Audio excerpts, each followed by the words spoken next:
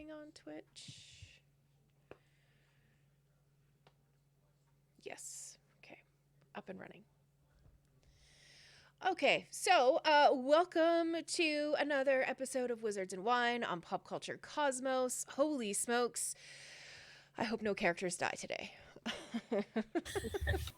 I'm sure you guys all feel the same too, hey? Yeah. Yeah. It would be nice to have characters make it past 3 episodes. Says going strong, 3? man. Somehow I'd like to hasn't make it died past yet. 2. Yeah, right? Okay, so last week we had a little bit of an offbeat adventure for Tomb of Annihilation. We met a young priest who had just been recruited into the Gauntlet, and he,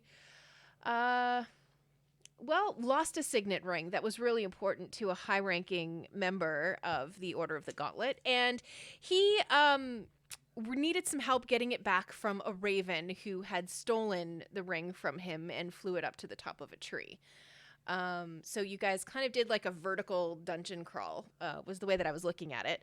So you met up with some flying snakes, some swarms of spiders, and all of those other kinds of fun things. There was a giant badger involved, and you finally got up to the top. And you fought the giant raven. Unfortunately, Welfus took I think it was the final hit before the raven went down. And Welfus is now in the RIP section of our adventure, unfortunately. So Janet is back, though. She didn't leave, so thank God. And we have a brand new character. Actually, we have a couple new characters that we're going to meet here today. But first, Walter Drake and you all are walking back towards the tavern where you were all staying. And before we get that much further and jump back in today, there's a couple of things that we need to talk about, especially because we're using airtime on Pop Culture Cosmos. We need to talk about what's happening with Pop Culture Cosmos because there's a ton of stuff all the time. So Pop Culture Cosmos is a collection of a whole bunch of people who've come together, and we're running some D&D games together.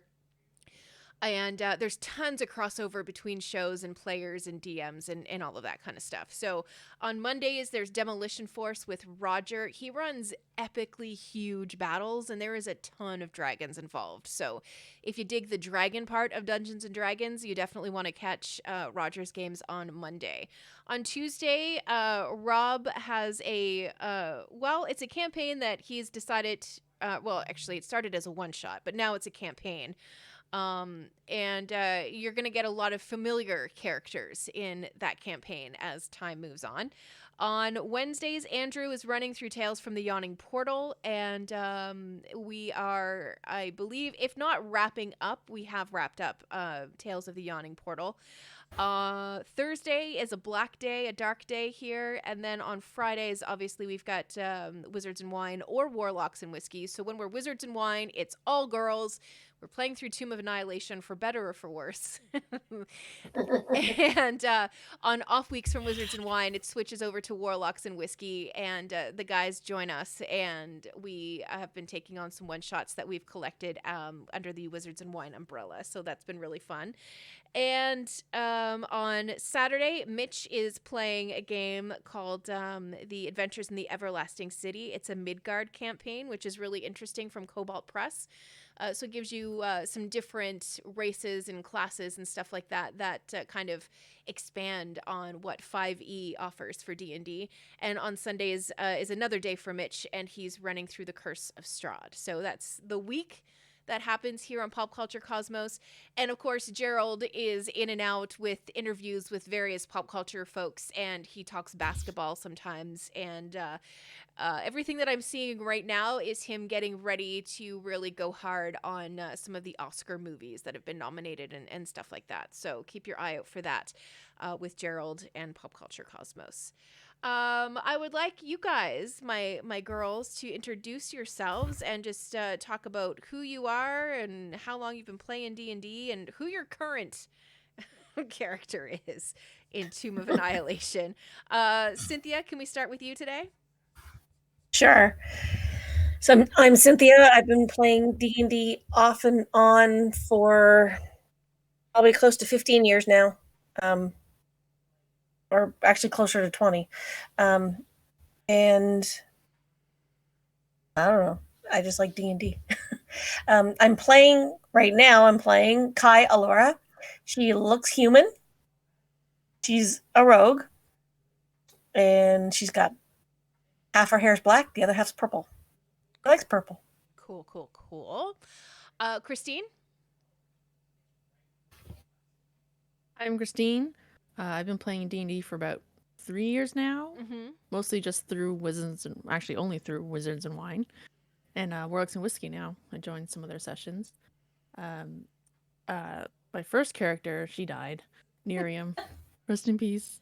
Yes. My new character, that was my first character death. I figured I want to share that with everyone. I think I handled it well. My new character, Penny, she's a paladin. She'll be sort of reluctantly joining the group at some point this session. Yes. We'll see how that goes. She's also a paladin, and she's a tabaxi and a sort of a leopard, gray leopard print. Nice. Okay. Janet? Yeah, I'm Janet. I've been playing D&D, I think, for 4 years.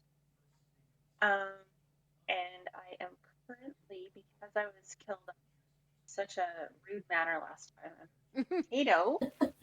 Very, very, very tiny little, tough as anything. Super tough. Super tough. Yeah, a female rough gnome. I'm a bird, and I'm kind of, I was looking at the picture I did. I think I'm wearing like orthopedic shoes or like some sort of like in this picture. So I'm totally going with this because I love it. Like Birkenstocks are orthopedic shoes, and just like I like trinkets. Yes. So I have a lot of like jewelry and stuff, and I collect things, and I'm kind of fierce but really small, so you might not see me coming. Amazing. And I love potatoes. One of my favorite characters. If I swear to God, if you kill a potato, I won't speak to you again. Listen, it's never my decision, okay? I know it might be my fault. I might fall from a tree. I won't speak to myself. I don't know. I won't speak to myself. Potato. I could direct potato. Oh gosh. Okay, no pressure. All right, I understand. Right? No pressure. Yeah. Right? Gotcha. And last but certainly not least, Erin.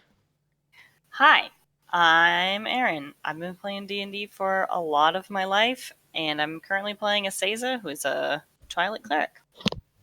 Cool. And the last of this original adventuring group, actually. Everybody else has died. Yeah. It's a Christmas miracle. Oh my god. It's crazy. It's really crazy. All right. So you guys, well, okay, so I guess Kai and Aseza. Woof. Who's playing with their microphones? Okay. Aseza and Kai, you guys are the only two, I guess, at this point who are heading back to the main part of the city with Walter Drake. So I'm just going to pull you guys over into this map. So this little purple circle over here was where the tree was that you guys were climbing and taking on and fighting through and all of that stuff. So you're heading back, and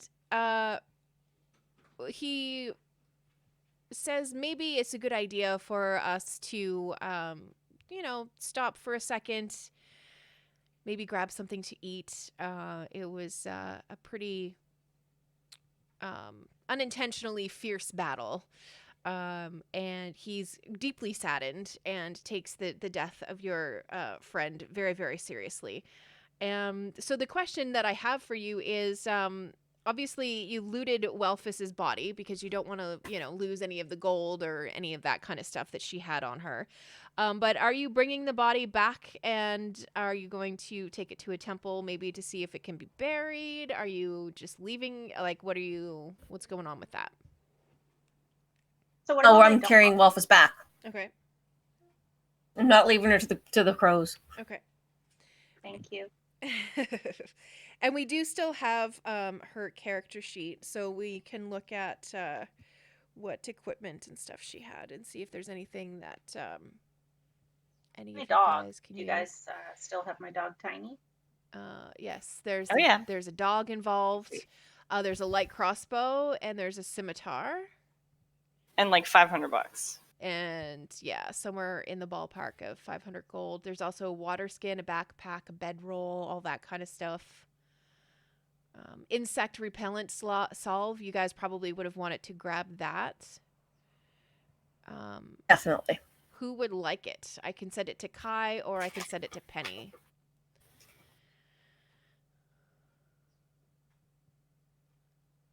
I guess Penny. Yeah, let's Yeah. send all of it to Penny. I don't know how this is going to Penny work, for now. but trade I got a requests. pop-up. Hey! Confirm. I accept. Amazing. All right, that worked well. Oh, and if anybody's watching and wondering what program we're using, this is Foundry Virtual Tabletop. We use it with, varying levels of success.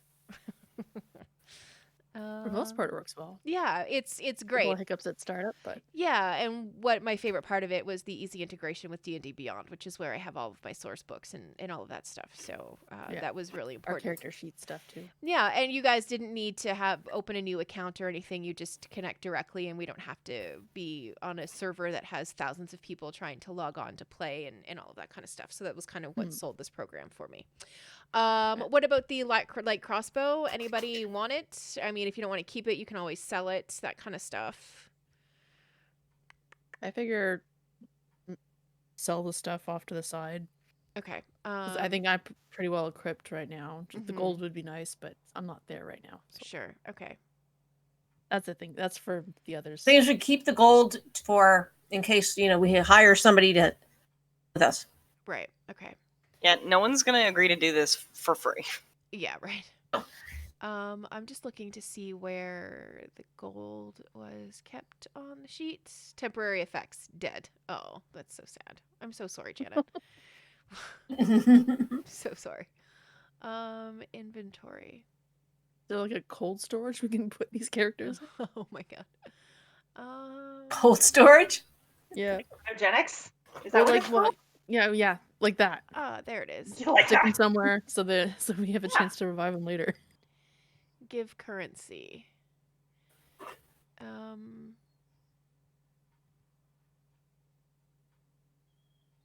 Okay, I'm gonna send this to 286 gold pieces, 19 silver pieces, and 10 copper.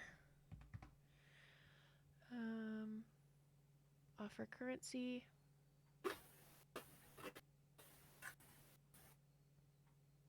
Did that come through? I think I sent it to Depends on Christine. who you're sending it to. I think I sent it to Christine. Might have sent it to Kai. I thought I sent it to Christine though, because your character might not have that stuff, gold and all of that. I have a little bit because I used this character before at a different campaign. Okay. Well, it was 286 gold pieces. It was 10 silver and I think 10 copper as well. Yeah, no pop up this time. Okay. It might have gone to Aseza. Anyway, you can add that to your inventory. Oh wait, it showed up. It didn't even ask me. Oh, perfect. Okay, cool. I got almost 500 gold. Yay. I have no gold. You have none? You spent it all? No. But I have none. That's How pretty- much did I have? Uh-oh. You Yeah. had the 500. I know you spent some of I it. spent some of it. Spend some, but Did I write it in my notepad? I didn't spend that much. I didn't spend 500. Yeah, right? I'll try and figure it out. Yeah, I'm Yeah, sure. oh, I'm sure if I go back to and listen to our audio from last session, I'll be able to tell you because you got that big piece of yellow. She got I the got a gem. piece. I got a gem, and I got 2 ferrets. Yes. Yep. Exactly. Okay. Well, Oh, we. did- Two ferrets. I I thought you get only an had animal? No, I got 2. I got a gray one and a brown one. I I got get a an picture animal? of them. Yeah, Don't you remember. got a parrot. Yeah, you got a parrot. Parrot, the dog Tiny, and I think one of you got potions. You were talking about it. That's in the last episode, or the episode before the last episode, I guess. Yeah. Okay. Cool. So we can go back and sort all of that out here after we're Yeah, finished I with got the stream bird, stuff. right? Because I wanted him to be purple. Yes, and it takes you, I believe it's your animal handling modifier plus the animal's intelligence modifier, and that's how many days it takes it to learn one trick. And for some reason, I feel like your parrot took 5 days to learn one trick. Yeah, it was 5, I think. Yeah, that feels my- really Because I have a +4 animal handling. yeah, it feels correct. Okay. Sweet. I don't remember. I'll figure it out later. Yeah, we'll work on it. It wasn't much. We'll I think I figure had it like out. I had at least 400, but I feel like I had like 450 at least. Possible. I don't know. Yeah. Okay. Anyway, we'll sort that out once we're done with the stream here today. Okay. So, you guys are going to are you following Walter Drake? Are you going to get something to eat with him to kind of try to start to process what's just happened? Are you going to simply wave him goodbye and go ahead out on your own? What's the story? What do you want to do?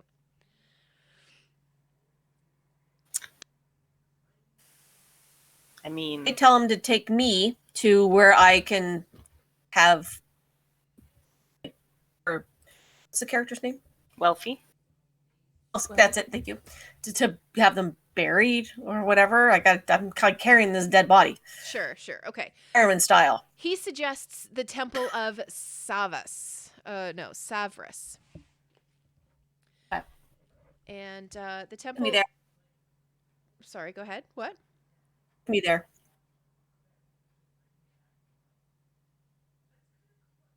Tell him to take me there. Okay, cool. So he takes you there, and he says that you are going to meet the head priest. He'll introduce you. His name is Grandfather Zatembi. Write that name down. Zatembi, yep. Grandfather Zatembi. And he says he's a very wise man. And he also says that he is very kind. And he will most likely have a answer for what you need to have done. The burial of a friend. Welly, would you say that... Janet, would you say that Welly was always truthful and honest? I mean, if I said yes, I could be lying. Yeah. Maybe.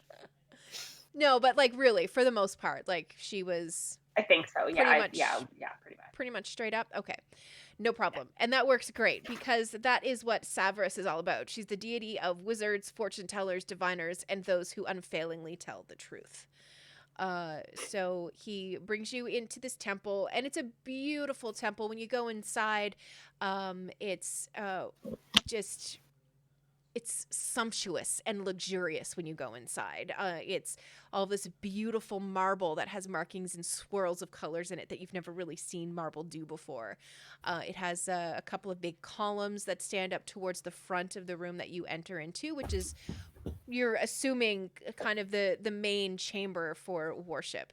And when you go in, you see an older gentleman who's wearing priestly robes, and he is having a conversation with another gentleman who looks like he's wearing kind of the garb that you have seen the dinosaur trainers wear.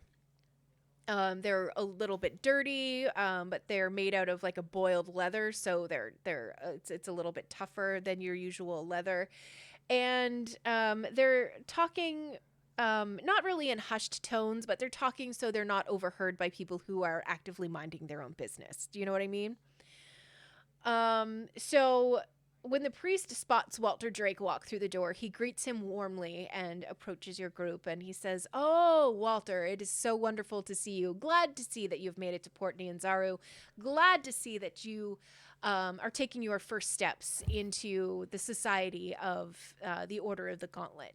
Wonderful to see that this life path for you has worked out so well. Who are your friends?" And Walter Drake, excuse me, sorry, I got a cough. And Walter Drake introduces Kai and introduces Aseza and gestures to the lifeless body of Welly and says this is her name was Welly. She was a fearsome adventurer. And unfortunately, she helped me with the quest to get the signet ring back. And he shows Father Tembe? grandfather Zatembe. And he shows him the ring and explains what happened and everything like that. And the grandfather Zatembe offers to do the final rites and burial of Welfus. And he says he hates to ask, but it is going to cost a couple of gold pieces just to cover the cost of the burial vestments.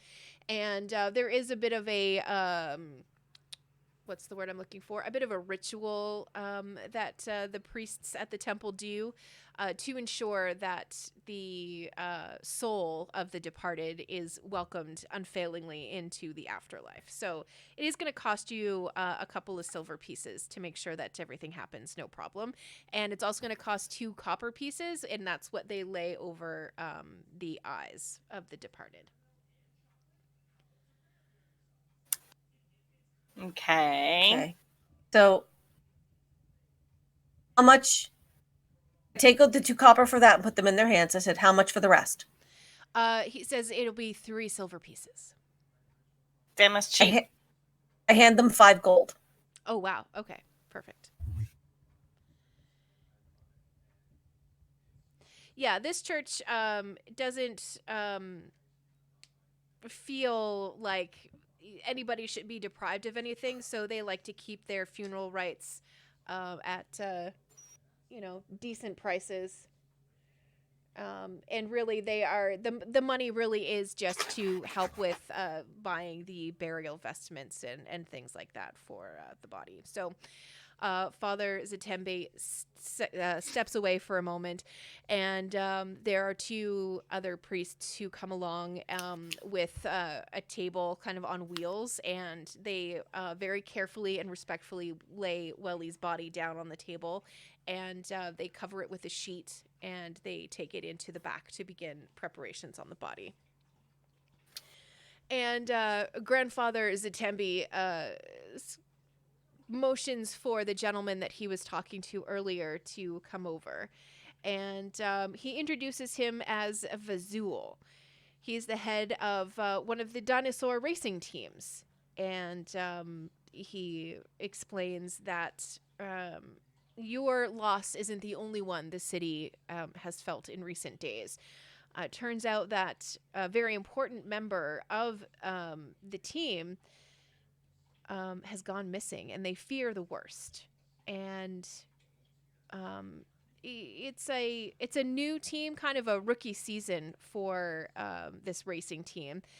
They race a young Triceratops, and his name is Ubtao.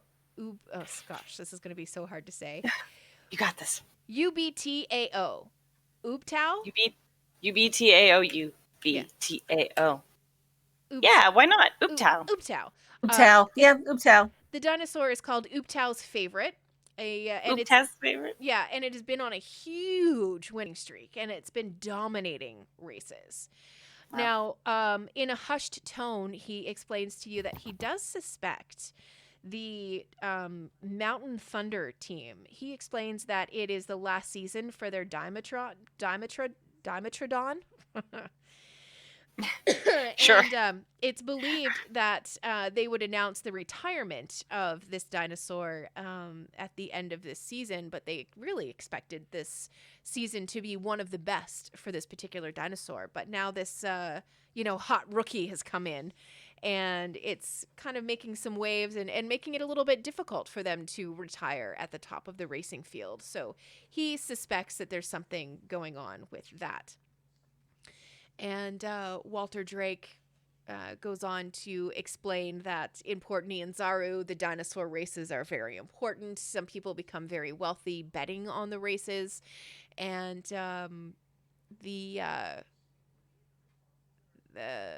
Walter asks if there's anything that can be done to both help to make sure that the race goes off without a hitch, because he understands how very important it is for the team, because no racing means no money for the team, right?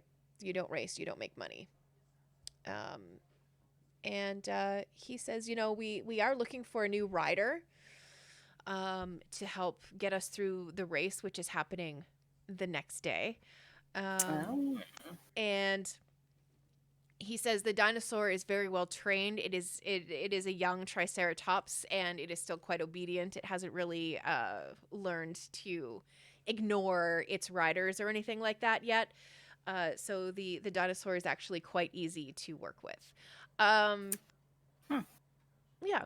So they continue, and they have a bit more of a conversation, and everybody shakes hands and things like that, and you guys are invited to come by the training pens, which is out by where that tree was, where you guys had your vertical dungeon crawl, the Tiriki anchorage. The training grounds is out there, so if you want to come by and maybe take a stab at learning to race dinosaurs, you all are more than welcome to give that a shot. That's pretty funny. Right? That's a pretty funny thing to choose to do. I know, but yes, so that's a thing. Anyway. Be interesting. Yeah. And on that note, Walter Drake excuses himself and says that he's got to get back to the Order of Gauntlet to make sure that the signet ring gets back. He doesn't want to lose it again, and the longer it's in his hands, the less he's trusting himself with it. And Father Zatembi asks you to stay for a moment. Because, well, he had a bit of a vision, and it had to do with your party and 2 new members of your party. He said that he saw your party in his vision. He saw your party arrive. He saw great loss. He saw new members arriving to take up arms. And he also saw an obelisk. And he tells you that you should seek the obelisk in the city. He says he saw a vision of a jungle city far to the south. It's enclosed by cliffs and crawling with snakes. And he said inside of this there is a black obelisk draped in vines. And he says that this could be the location of a man named Artist Simber. Cool. And Artist Simber is a valued member of the adventuring part of Portney and Zaru. He kind of personifies the what's the word I'm looking for? He kind of personifies the will and desire to go out and explore and document all of Cholt, because there is a great swath of Cholt which is still hasn't been mapped. It hasn't been discovered and properly explored. So there's a large part of this country that is a huge question mark. And the people of Portney and Zaru have a lot of trade that they've got to move through Cholt. And being able to get through and cut through this part of the country with an established trade route would be very, very valuable. And for some reason, you guys are tied to Artist Simber, as far as Grandfather Zatembi could tell in his vision. So with this, he says that he now needs to get back to start to work on the funeral rites for Welly. And it's a 24-hour kind of thing. It's a vigil, and various rituals and things like that need to be taken care of. And to make sure that they happen in the right order, they need a senior priest. So that is him at this point. So he heads off, and you guys are free to go. I suggest perhaps a tavern or something along those lines. Maybe? Oh, yeah, I'm heading for a tavern. All right. Cool. And Aseza, you're good with heading towards the tavern? Yes, absolutely. Okay. I understand there's thunder and lightning back home. Yeah. Oh, big Don't like time. it. It's awesome. All right. It feels Oh like my it's God. right outside our window, and I'm drinking my gin so fast because I'm panicking. Oh my gosh. Okay, well, let's feel try that. not. I don't like it. Yeah, let's try not to panic. And if we do get cut off, then we'll just put a quick end to the game, and we'll wrap it up if anybody loses power and stuff like that. I Looks like Christine's already flickered. flickered a little bit, yeah. But Just a little, but yeah, makes me antsy. hopefully you're in that right part of Cole Harbor that just doesn't seem to lose power ever. So we'll I see. usually go out of my balcony and watch it. Yeah, same. I love thunder and lightning. Yeah. Okay, So does Terry. okay, so you guys head off to a tavern, and you walk into one of the places you have frequented before, down in the market ward. It's the same place that you've been staying. Apologies, but I can't remember what the place is called right now, and my notes don't make a whole lot of sense. Cindra Sylvain. Nope, that's not the name of the tavern. Anyway, you guys go back. It's the one that is quite noisy, wasn't it? The very exciting one. The Thundering Lizard, I believe it's they called. like to drink and eat there, but That's where we went, yeah, but we sleep at the quiet one, right? Yeah. Yeah. I believe it's called the Thundering Lizard, and that's why. yeah, Thundering Lizard. yeah. Kai's House of Repose is the other one. Yes, perfect. Yeah. Okay, so you guys head there, and you see, I don't know, Christine and Janet, are your characters sitting together? Do you already know each other?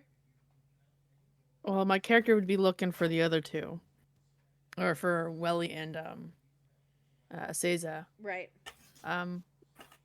I'd say we probably partnered with Kai previously. Okay, sure. That Sure. works. All right. Just Potato wasn't with us at the time, Okay. or from when we were drinking the time previously. Mm-hmm. Okay. So, yeah, Aseza and Kai, you walk into the Thundering Lizard, and what are you going to do? Take it away, guys. Be very Uh, sad. I'm probably not even at a table. I'm probably standing near a wall, keep an eye out at the door. Mm-hmm.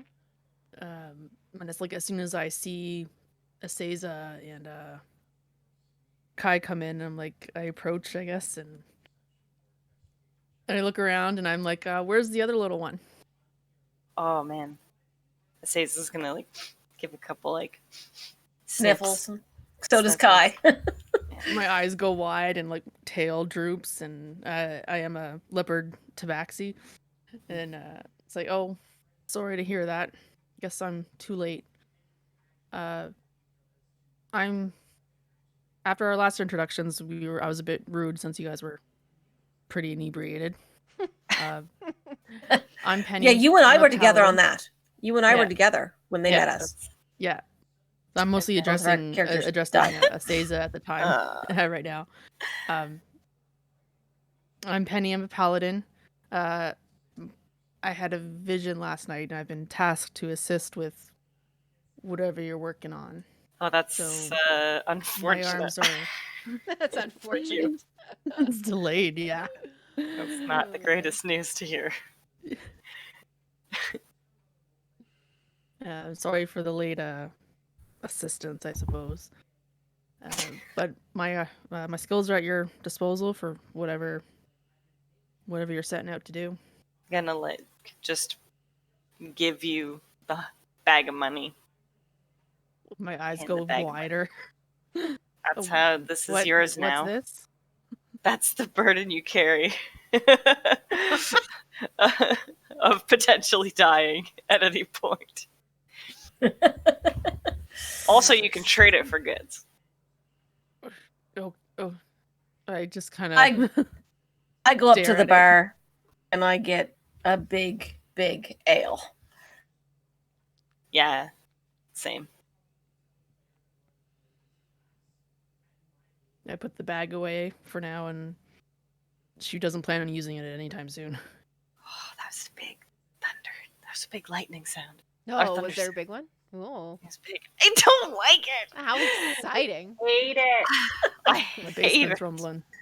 Hate. Oh my gosh. Oh, And my dog Dagger is going crazy. Dagger and I are Brainstorm. scared together. I don't like it. It No, was all no, good no. at first because my headphones are over the ear, so I was like, I can't hear it at all. And then That's what I need to do. Get my noise canceling headphones. You gotta. It makes it a lot better because some of it I can't even hear. But then, I Okay, got next tiny. break I'm gonna do that. okay. All right. So you guys I mean, what are you going to do? Are you sitting and drinking? Are you going to maybe well, we got a plan, right? Because now we're going Yeah. in the So jungle. I'm gonna sit and drink my beer, So we're gonna my get ale. hammered, yeah, and we're gonna figure out how we're gonna do that. Okay. Well, we don't have to get hammered, but we probably will. But I yeah, am. we're gonna I'm sit there sad. and make plans. If we happen to get hammered while we're doing it, then we will. Okay. Fair enough. All right. So as you guys are sitting and talking, you land on this idea of trying to track down a guide to help you get through the jungles. And you know that because of the merchant priest, or sorry, the merchant prince that you guys have met, the guy who Syndra is staying with, he has told you that there are a number of guides in the city and they are just all over the place, and you'll randomly meet them. They will randomly find you. They just all seem to always understand and know when people are looking for a guide. He believes that a lot of it comes down to sometimes petty gossip, but he does believe that some of the guides do have your best intentions and have their best intentions at heart. So you guys start to plan. You're working things out. What sort of plans are you talking about first? I don't know if that was very clear about what I'm talking about, because you guys need to make plans. You need to make sure that you have all of your insect repellent stuff. You need to make sure that you have all of that kind of gear. Supplies. Yeah. Yeah. The only one who knows what we're actually supposed to be doing is Azaza, because she's the original. Exactly. Yeah.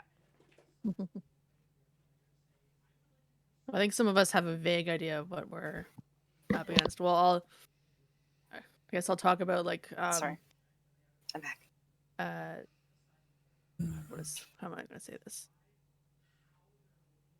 My patron god is Helm, god of protection. Mm-hmm. And the Good. type of paladin I am is some of the oaths I took are to protect people of the mortal realms against unnatural things. And the way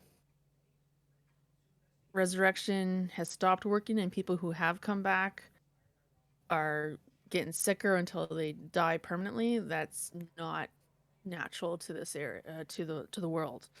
So something's going on there, and so I know that you guys are working Wow. for whoever. I can hear that. That's bonkers, y'all. Wow. It is. Yeah. Delayed on my Jesus end. Christ. I hear it now. Wow. It's so loud. It was- I don't want to I'm think going to get about my noise. That could be my canceling mic headphones. picking it up, Yeah, I would Could say. be. Well, yeah, if because you're- it's loud in here in my bedroom, because I'm Yeah. on the 4th floor Wow. of my building, so I hear all of it. That's I can feel the crazy. basement rumble. So Oh my gosh. How exciting, though. distracting. Let me just Mhm. No, sorry, go ahead. I'm just working on a little thing here. Yeah. So I guess we get the spiel from Azaza about the client knows that it's some sort of mask. I've already forgotten it. Something Shadowmonger mask? what do I have written down? Soulmonger mask. Yeah. Somewhere in Chult. So we definitely have to explore Chult in order to find out more information about it. Yeah. Mm-hmm. So that's all we really know. So exploration might be an option. Oh my It's God. not very effective though.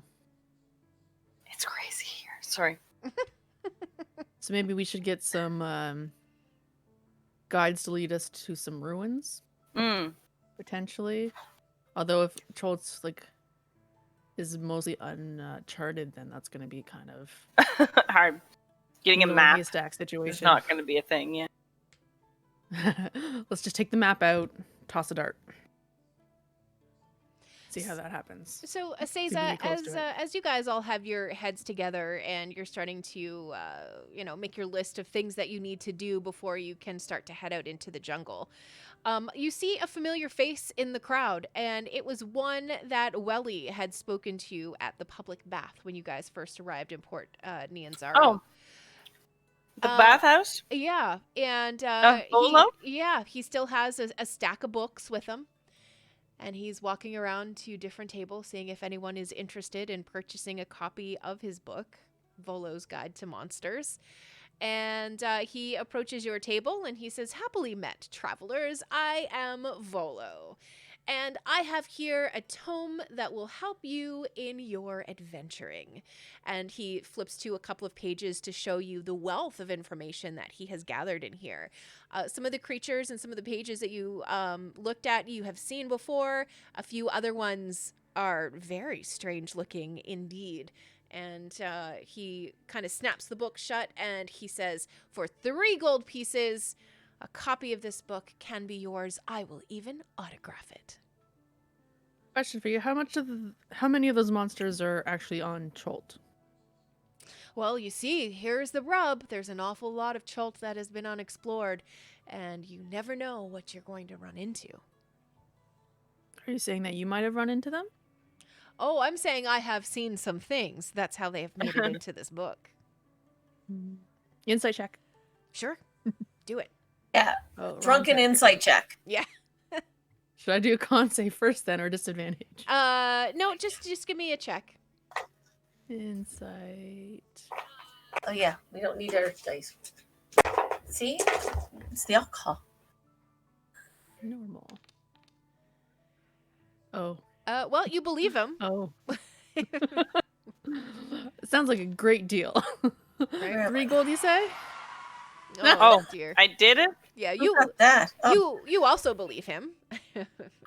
I rolled a 1. Damn, I have +5 to insight. Yeah, right? The luck is not strong here. Nice. Kai, Volo is earnest and is selling his wares, and everything in the book and everything that he is telling you is absolutely true. really? Yes. 3 gold for a copy of the book. Okay. So now that you Still have no that, fun. I say now- 2 gold. okay. Well, no, he says no 3. I'm sorry, but there's a lot of really incredible information in this book, and it was quite dangerous for me to put together some of these creatures that you see in here. 3 gold. And I autograph You'll it. autograph it? And I'll autograph it. Okay. All right. Can you personalize it?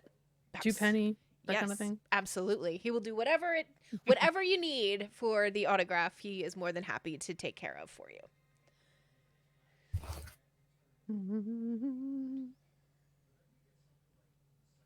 So now that you have that, guys, you will be able to roll with advantage on a lot of your nature checks and things of that nature, because everything that is in Volo's Guide to Monsters, your characters now have access to that information. Cool. Whoa, nice. Yeah, it's a huge deal. I'm Yeah, adding it to my That is a huge deal. 3 gold is a steal. Oh yeah. I'm sure somewhere in the breadth of the adventure, it's probably more expensive than that. It just felt like the right price right now. So it's at can you repeat the stat thing again? I'm gonna add it to the notes too. The what? Sorry. The bonus stat stuff.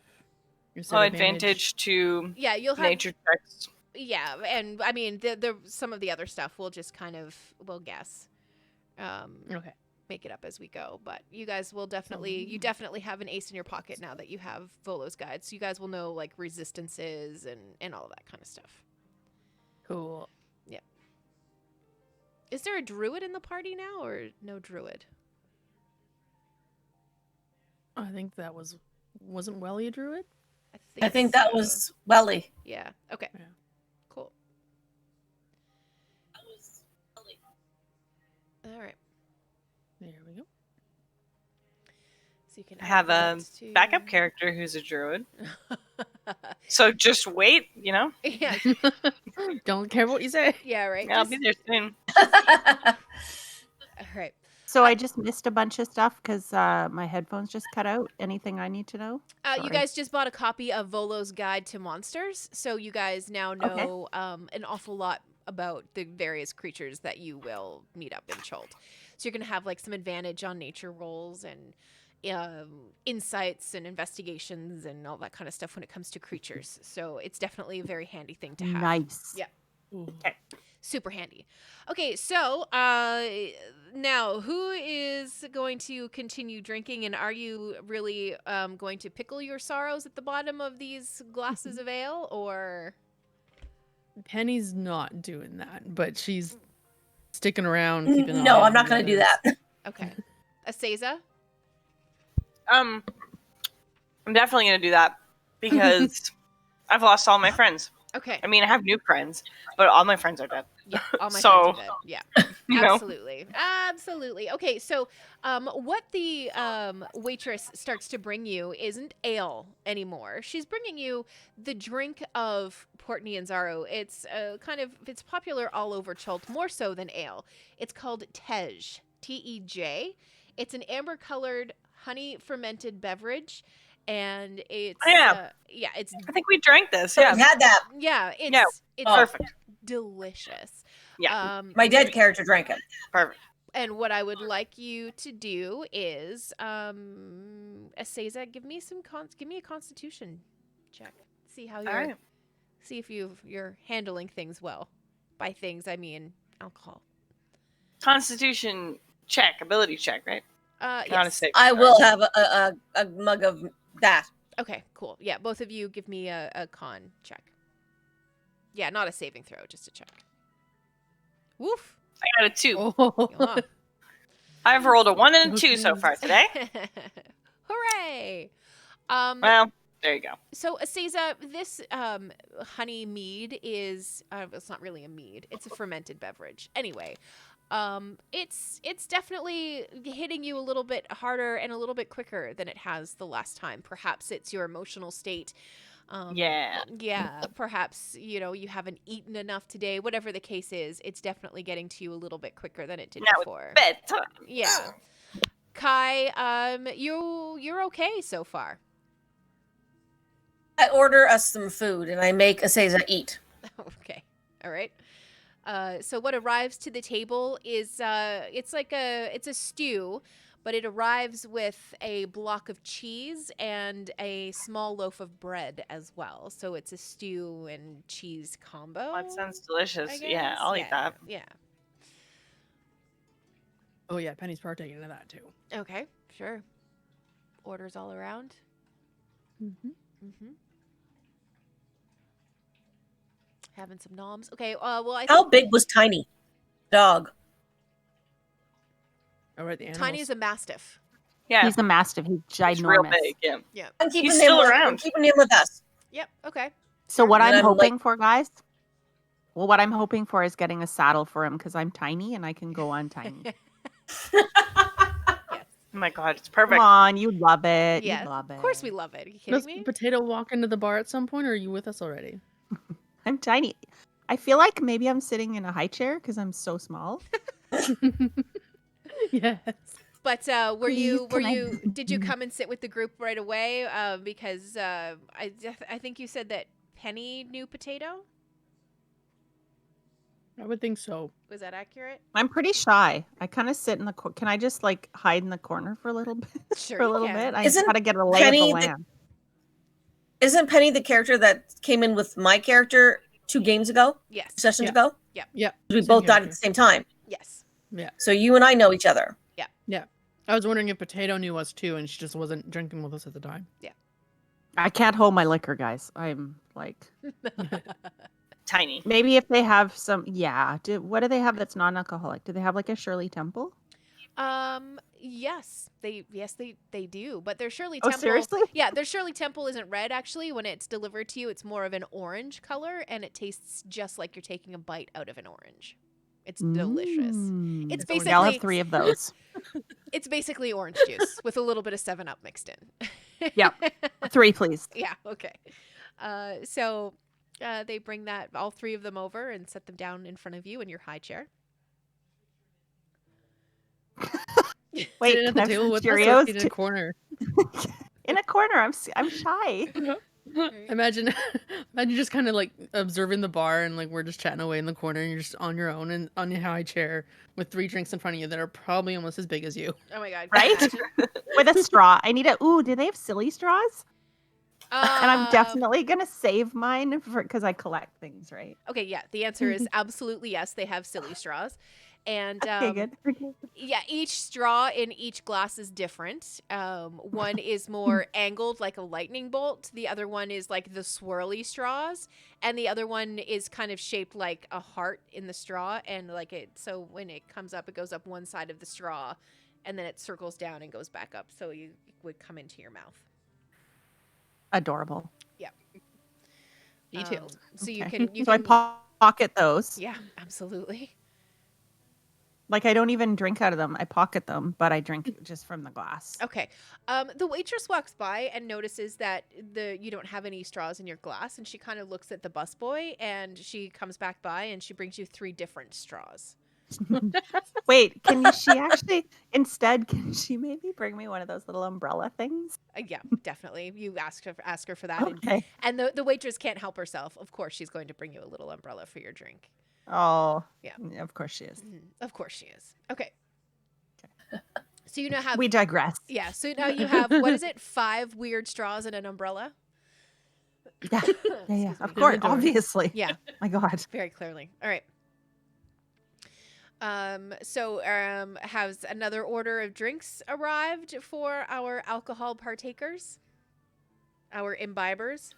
Yes. Yes. All right, give me I probably saw another- the Shirley Temples go by, and I'm like, I want one of those, please. Okay, perfect. Yeah, give me another con. All right. Better. Seiza, you are good. You're still like, in Yeah. that happily buzzed place. Kai, did you roll again? Or are you ordering another drink, Kai? I guess should it be the question? Yes, I am. Okay, roll again. I forgot about the Tez stuff. I like it. Yeah. Oh,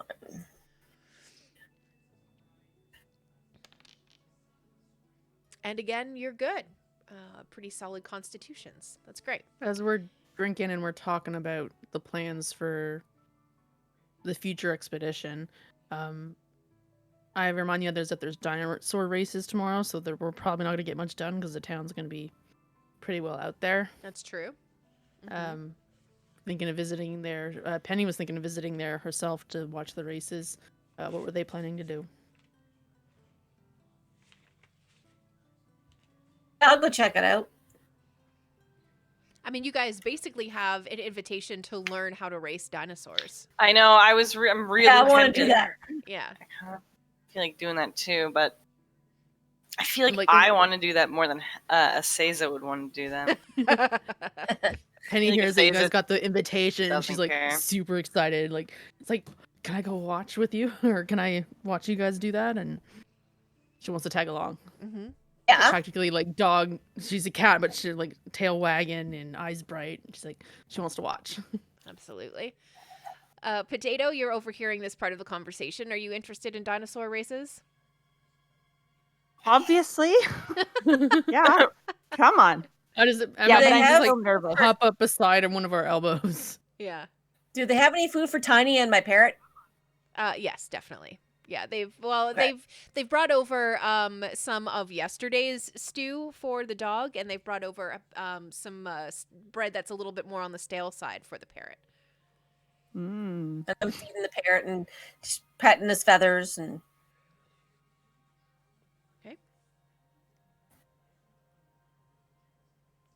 All right. So I think all of this will count as a short rest for everybody.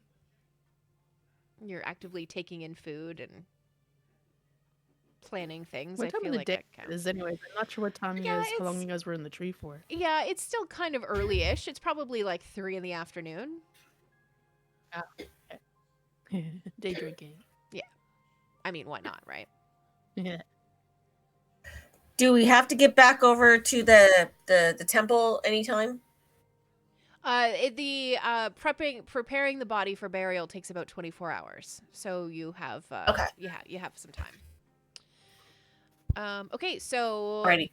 are you guys ready to head over to learn how to race dinosaurs? Yes. Okay. Yes.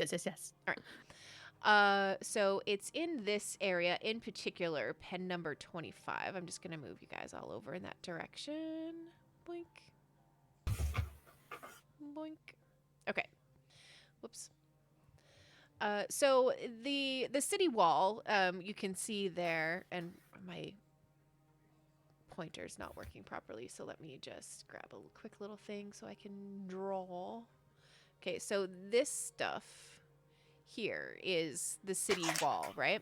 So you guys are outside of the city wall right now, and when there is some kind of crazy dinosaur attack that comes in from the wild, everybody who lives out here in Tairiki Anchorage, they run in through this gate, and they stay safe inside the city walls. So basically, the people who live out in this area are used to rebuilding a lot, because dinosaurs coming through and stomping through the streets makes a bit of a mess.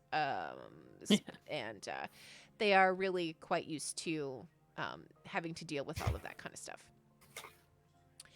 So you guys approach the Triceratops pen, and Vazul recognizes Aseza and Kai and comes running over, and he is thrilled that you guys have decided to come and give this a shot. The team is really in a rough place, he explains. He says, with the loss of our racer, we didn't really know what we were going to be able to do for tomorrow, and again, we're on this crazy hot streak, so we don't want to sit out a race because we'll lose points and then we won't have a championship, and the whole thing is just not cool, man. So he introduces himself to both Penny and Potato, and he says, "Hello, I am Vazul. Your name?" Penny, he gestures to you. I'm Penny, and she gives like a soldier greeting. Sure. You said the racer was missing. Is there an investigation going on already? There is. The town officials or the city officials are aware of it. I suspect that it has something to do with our rival team, the Mountain Thunder team. Rumor has it their Dimetrodon is getting ready to retire, and this year was supposed to be his most successful racing season yet. However, our Triceratops, how did I pronounce it? Ubatau's favorite, has just been winning races. He's just been dominating. So I think it may have something to do with that. I mean, I certainly hope that that's not the case, but I kind of feel like it has something to do with that. No evidence of foul play or anything like that? Not yet, no. Like outright, you don't think he's, Yeah, if I you're... look at Aseza and try not to say dead in front of her, but I'm definitely pausing. Sure. And he says, if you're asking if, we found anything suspicious in the stables or anything like that, no. The only thing that was strange was when we went to his place here in the Anchorage, his front door was left unlocked. That's very unlike him. Don't want to do that here in Schultz.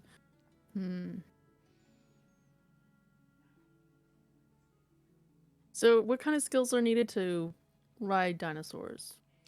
We look for people who have a fighting spirit and people who are good with animals. Really, it's kind of the things that you need. So And the previous jockey, the one is more familiar with, what type of person was he? He was a wonderful person. His presence always calmed the Triceratops. It is young and it is a little bit rambunctious from time to time, but he was always able to soothe the beast. So not so much strength-oriented than charming. Friendly. Right. Yeah. Just somebody who understands animals, really, is what we're after. And he takes you down to the pen, which is that number 25 there on the screen. And you see a couple of older dinosaurs who are just kind of grazing in the 2 pens that are beside it. And Aw. yeah, it's picturesque, really. The dinosaurs all seem to be very well taken care of. Everything is very clean. It really looks like this racing team like has their stuff together. And the next thing you know, this gorgeous beast of a triceratops is brought into that larger pen, and it's very clearly a dinosaur who is on the verge of coming into his prime. He has that giant headpiece, and he has the 3 horns on his head as a triceratops does. But he is lean. You can see the muscle definition rippling as the dinosaur is taking steps coming into the pen. And it's kind of like snorting a little bit and lets out a rumble, not a roar, just like a rumble in the base of its chest every once in a while. It was as a way of communicating. And Vazul asks, who is interested in trying to go first? I look at Aseza and Kai. Since they were the ones offered, I won't speak up, but like. Oh I'll no, definitely- I think Asaza's gonna look at Penny and be like, "You should definitely ride that dinosaur." No, I'll Kai try. says it first, and like I'll wait my turn. But like her tail's twitching and. Oh, we all Yours get to are- go? Yeah, you can all take Oh, a yeah. turn if you would like, yeah. Oh, okay, that's better then. Finding Alright. who's more suitable would work Fine. out best too. Was it a race or is it, No, it's just bucking bronco type thing? yeah, it's just a learning opportunity for you to learn how wanna to learn. race a dinosaur. Absolutely. I think that everybody should partake, to be honest. But okay, we'll get to that in a second. Okay. So who's going first? I will. Kai Yeah, I think I heard Kai speak up. All right, so Kai, he opens the gate to the pen and he brings you inside. And as you get closer to the dinosaur, you see very intelligent eyes, and you see it has the bridle already in its mouth for the reins, and there's a saddle on the dinosaur's back, but high on its front shoulders. And he shows you how to climb up onto the dinosaur. The dinosaur first, you hold out your hand and he sniffs your hand a little bit, kind of gives it a bit of a nuzzle. And the guy seems to relax visibly after that happens. So you walk around to the side of the dinosaur, and I would like you to give me animal handling, please. Okay, first, before I do that, I'm actually going to take my bird off my shoulder and put it on Penny's shoulder and ask it to stay there, and just give her some stale bread to feed it, Mm-hmm. because I don't want to get on this thing with a bird on my shoulder. Sure. All right. All right. So animal handling.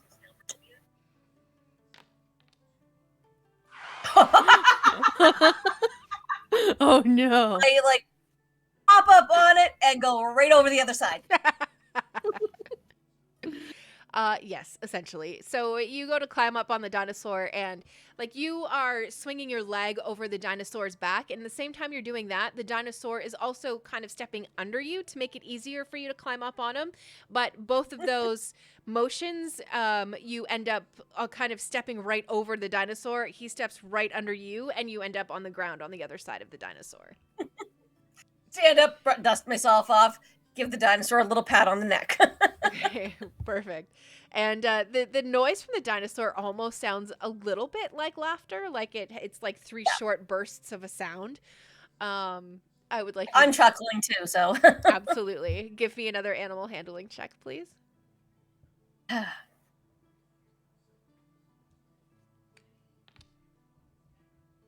Oh my god! Oh no! Change your dice color. Change your dice color. 2 natural ones. All right. Did the music actually go Really? wah wah wah? Yes, it did. Yes, it did. Amazing. That's awesome. Okay. Somebody else is having a That's turn now. I that's awesome. stumble back over and get my bird. Oh, you're giving up after 2? Okay. All right. Well, I'll He's give it a practically bit hopping. of a break. Let somebody else go on. Okay. All right. Okay. Who's next? Penny's practically hopping, but she stops herself, takes a couple of deep breaths, and approaches similar I- to how Kai was. Okay. I take the bird off of Penny and put it back on my shoulder, and I give her a little nudge. Okay. Cool. So Vazul motions for you to step into the pen. He is holding the Triceratops by the reins.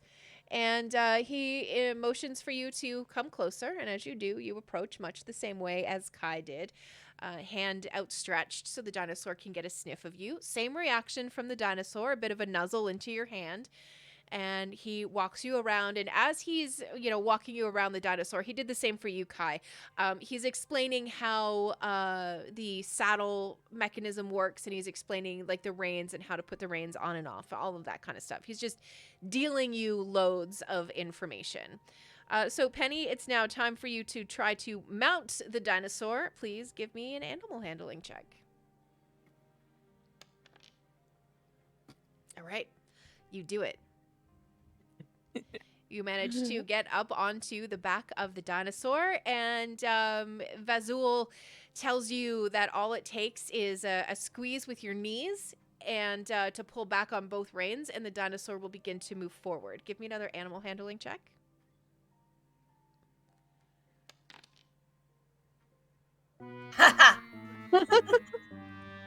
Okay, well, you squeeze your you squeeze your knees together, and you feel the dinosaur's muscles kind of tense under you, as you can tell he's getting ready to make a movement. But instead of pulling back on the reins, you kind of slap them a little bit, and the dinosaur gives a shake, and you kind of pop out of the saddle and fall over onto the ground.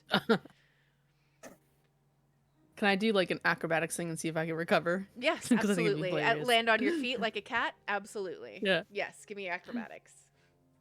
Yeah, no sweat. Yeah, you land on your feet. The dinosaur kind of looks kind of back at you, kind of over his shoulder, and kind of lifts his front feet up a couple of times, like he's maybe a little bit restless. Would you like to try to get on the dinosaur and make him move forward again? Yes, I want to try once more. Okay. If I look at the others and I ask if that's all right. Okay, no problem. So you managed to get back up into the saddle. Again, not an issue. You did it once successfully, so you understand how it works. Give me that animal handling to see if you're able to get the dinosaur to move forward. Check my feet for a second there. I don't think I have anything though. Oh, no, okay.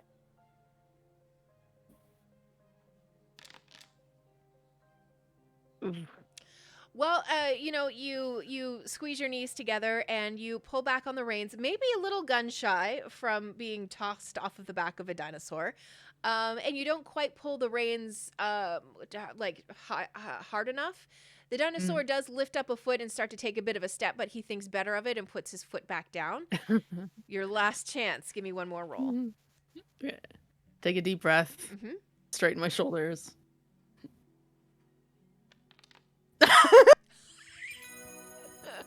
Wow. Oh man. Yeah. You got it. So you kind of realize that when dealing with animals, the timid have more problems than the people who try to do it with a little bit more confidence. So that's what you do. You kind of square your shoulders a little bit. You take a deep breath, you squeeze your knees together, you grab the reins, you pull them sharply back towards you, and the dinosaur takes off in a bit of a canter. Doop-de-doop-de-doop. He's very happily kind of prancing around the pen. Would you like to try to go faster? Yes. All right. I'm excited. So Vazul is very excited. He's, hooping and hollering, and he says, all right, let's try to go a little bit quicker. And he tells you to kick your heels into the shoulders of the dinosaur, and that will tell him that it's time to go a little bit quicker. Give me another animal handling check. Fantastic. You and this dinosaur are now starting to work very well together.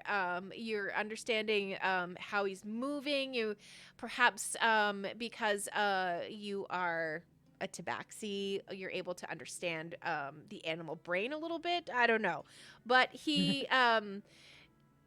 you drive your heels into the shoulders of the dinosaur, and he takes off at a bit of a gallop, slowly getting a little bit quicker, a little bit quicker, and a little bit quicker. And before you know it, this dinosaur is running flat out in circles around this pen. To be fair, you are holding on with all of your strength. I would like a strength check, please. Strength. That one's saving throw. Yeah, just press the word strength, or just roll a d20 and add your strength modifier to it. Yeah, there's two sides, saving throw and mod. Dang it. All right. So How many fails is that today for everybody? Yeah, it's quite a few. It's I unusually just changed my high. dice. Yeah. Okay. So, Penny, you are able to hang on somehow, but when the dinosaur decides it's time to stop, the dinosaur, not you, decides that it's time to stop. He puts on the brakes and you fly over, luckily avoiding the horns of the Triceratops, Oh, and thank you God. kind of land on the ground right in front of him. And as he stops, he kind of looks straight down at you. You look straight up at him. The dinosaur kind of nods and goes back to where Vazul was standing. I just kind of lay there for a minute. Who's next? And then I get up. Yeah. Who would like to try next? I'll try. All right. I'll try. Absolutely. All right. So, Potato. Oh, God. Okay, what am I doing? As you head into the pen, Vazul kind of looks at you, looks at the dinosaur, looks at you, looks at the dinosaur, shrugs his shoulder, and is like, jockeys are sometimes small. Not usually this small, but sometimes it just seems to work for some reason. So I give a little shrug and I kind of do a shy little side eye. absolutely. Okay. So much like Kai and Penny, he shows you all of the harnesses and the saddle and how everything all kind of works together. And he helps you over to the side of the dinosaur. Because you are a tiny, tiny creature, he does bring out like these little step things that will help you step up to the saddle. Before you can sit in this saddle, though, I'm going to need a animal handling check from you. Okay, here we go. A 13. Okay. A 13. You get into the saddle, but the dinosaur it doesn't seem settled, I think is the correct word. And your feet are barely touching the edge of the saddle. So the dinosaur isn't even really kind of aware because you haven't even picked up the reins yet. And the dinosaur, because he doesn't know that you're on his back, gives this big shake and you come tumbling down the side of the dinosaur. Vazul, however, is there to catch you. And he says, "Do not worry, little one, I have you." And he brings you back around to the stairs. Another animal handling check to get up onto this dinosaur, please. Okay. Oh, another 13. Another 13. Yeah. Same thing happens. Again, the dinosaur is still not entirely sure that you're there and just a little bit unsettled. Gives another shake and you slide off of the side a little bit less gracefully than you did the last time. Can I go on first and then Potato and I can ride the dinosaur together? Yeah. In a second. Let's see if we can do one more roll and see if we can get Potato up there on her own first. Sweet. Okay, go ahead. Get another animal handling. Yes, please. Oh. Yeah. Five. It's just not gonna work for Potato today. That's okay. At least. And I kind of I do that little sad Oh. Charlie Brown do do do Aw, do. bless You your know the little one. heart. Yeah, I do. Aw, Potato. I love Potato. We're so all much. sad for Potato. All sad for Potato. Okay, Aseza, are you gonna give it a shot? Yeah, and I'll bring Potato with me. Okay, cool. So Aseza, what I'm gonna do though, Thanks, man. before you bring Potato up on the dinosaur with you, I do want you to do a couple by yourself, and then Yeah, sure. we can try Potato, and then you can roll with a bit of an advantage because Potato has been on but thrown off twice, so she would be able to help a little bit. But I do want to give you a shot by yourself first. Sweet. So Vazul, Again, gestures over to the gate door and encourages you to come in. So you walk in, approach the dinosaur. Same thing. You extend your hand. The Hey, dinosaur Dino. gets a smell of your hand, nuzzles into your hand a little bit, and you walk around to the side of the dinosaur. Vizul, again, explaining how everything works. The reins, the saddle, all of the equipment that you see on the dinosaur for racing. And give me that animal handling check, and let's see if you can get up onto this dinosaur. Oops, I just rolled with advantage. I didn't mean to do that. Okay, Just roll I again. clicked that by accident. Yeah, just roll again. Oh man. 9. So Excuse me. yeah, so kind of the same thing as what happened to Potato, but it just seems like maybe the dinosaur wasn't ready to have somebody else climb up on him quite that quickly. So you walk around because as you climb up one side, he's kind of throwing people off the other side. Not intentionally, just a thing that seems to be happening. Like you get up one side, fall down the other. So you walk back around the front of the dinosaur. You give him a little pat on the nose, a little scritch under his chin, and you're like, "Okay, buddy, like we've got this. Give me another animal handling check." Please, Dynaman. 11. That's not enough to stay in the saddle either. So this time, Potato comes running in to the pen. Potato, how are you going to assist?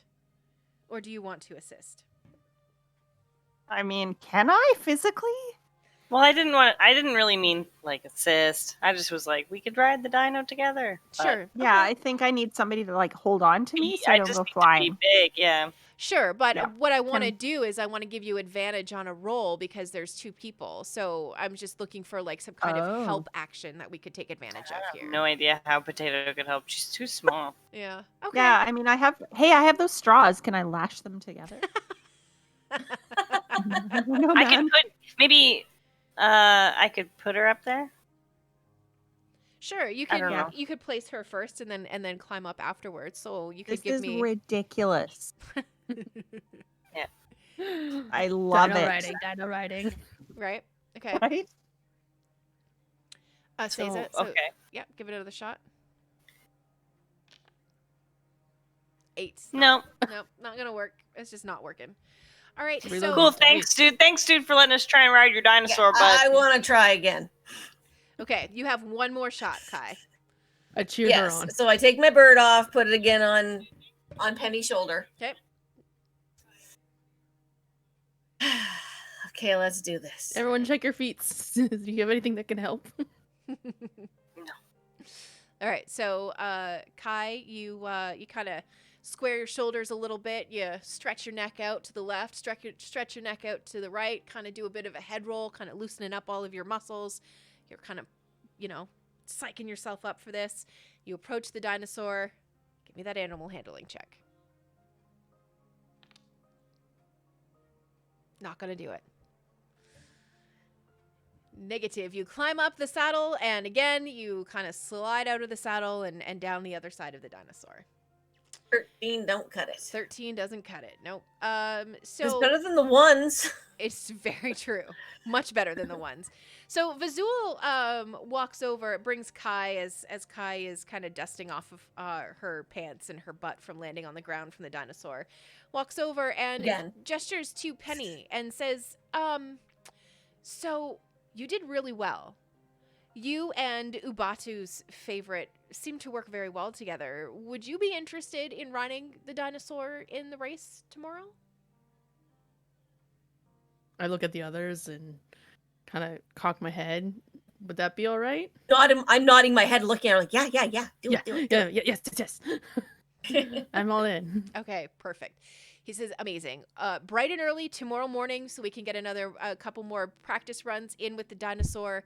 And we will walk the route of the race tomorrow morning. So get here early, like let's say 8:30, 9 o'clock.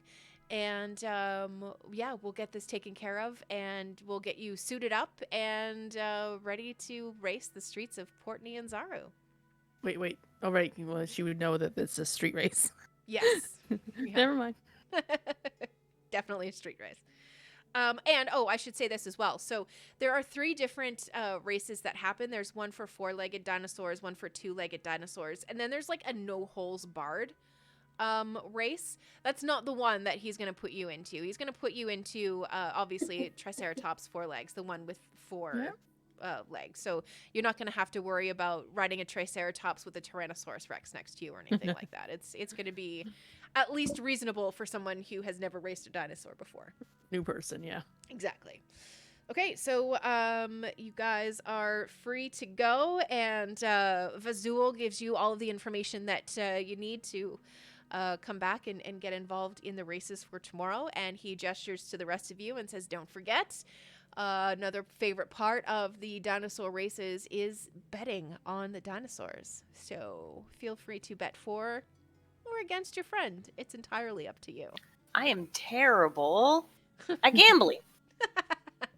Yeah, our luck doesn't seem to be with us. No. Wow. I'm just saying, if you wanted to put a little bit of coin down, there's no harm in it. No harm in that. Yeah, no harm at all. All right, so. I mean, there's a lot of harm all over the place in places I would never think, so we'll see about that. Right. Okay. So. I'd be sure to pet Yubato before I go, so he's sort of familiar with me. Yeah, absolutely.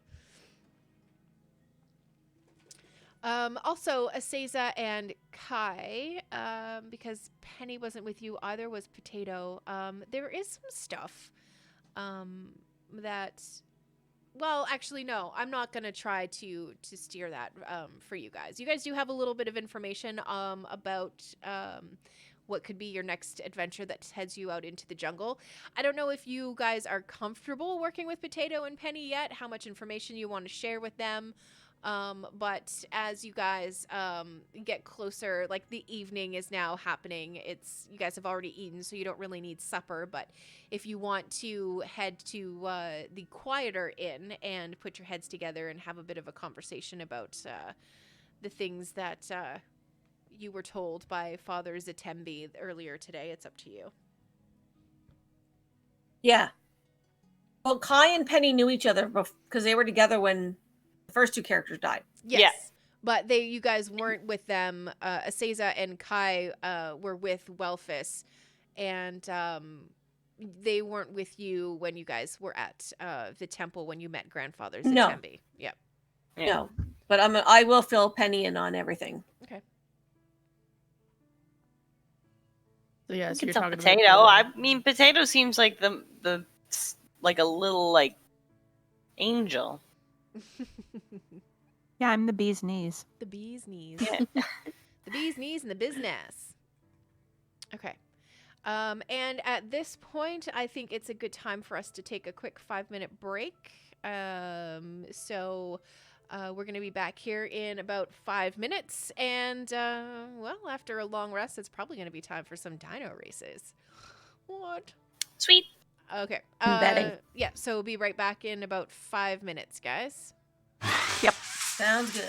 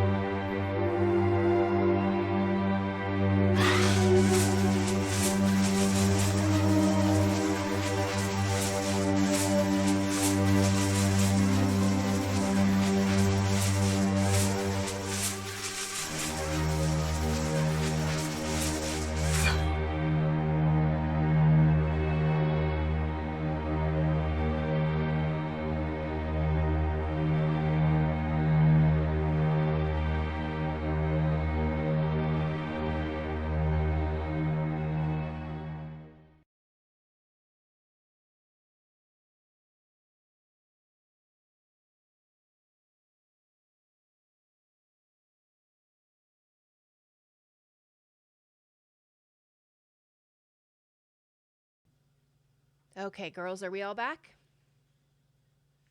Yep. Okay. Yep. All right. Okay. So I heard from 2. Yeah, I'm here. Okay. 3.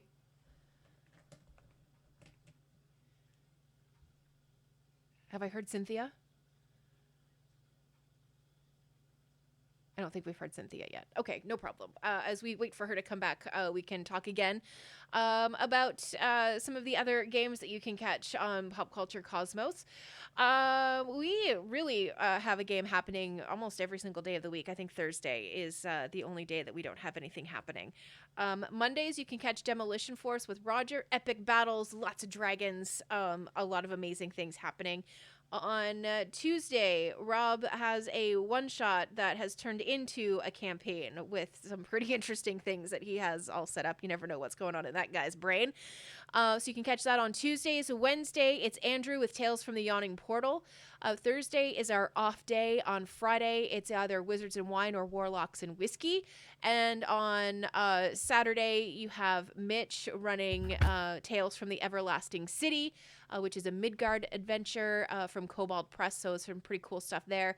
And then on Sunday, he runs The Curse of Strahd bright and early on Sunday mornings.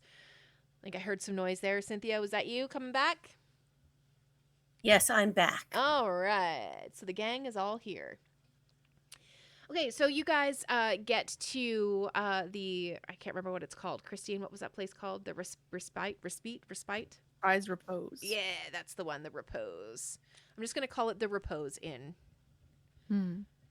That's now canon because I will never remember the full name of it. Okay, so you guys arrive there, and the team starts to fill both Penny and Potato in on what has been happening and what Grandfather Zatembe had to say about the obelisk and the city in the woods, city in the jungle, and that it has something to do with a gentleman called... And I've lost his name because, of course, I have Artist Simbar? Yeah. Is it title artist or is that part of his name? It's Artus, Artus. Artus. And Cimber, Cimber.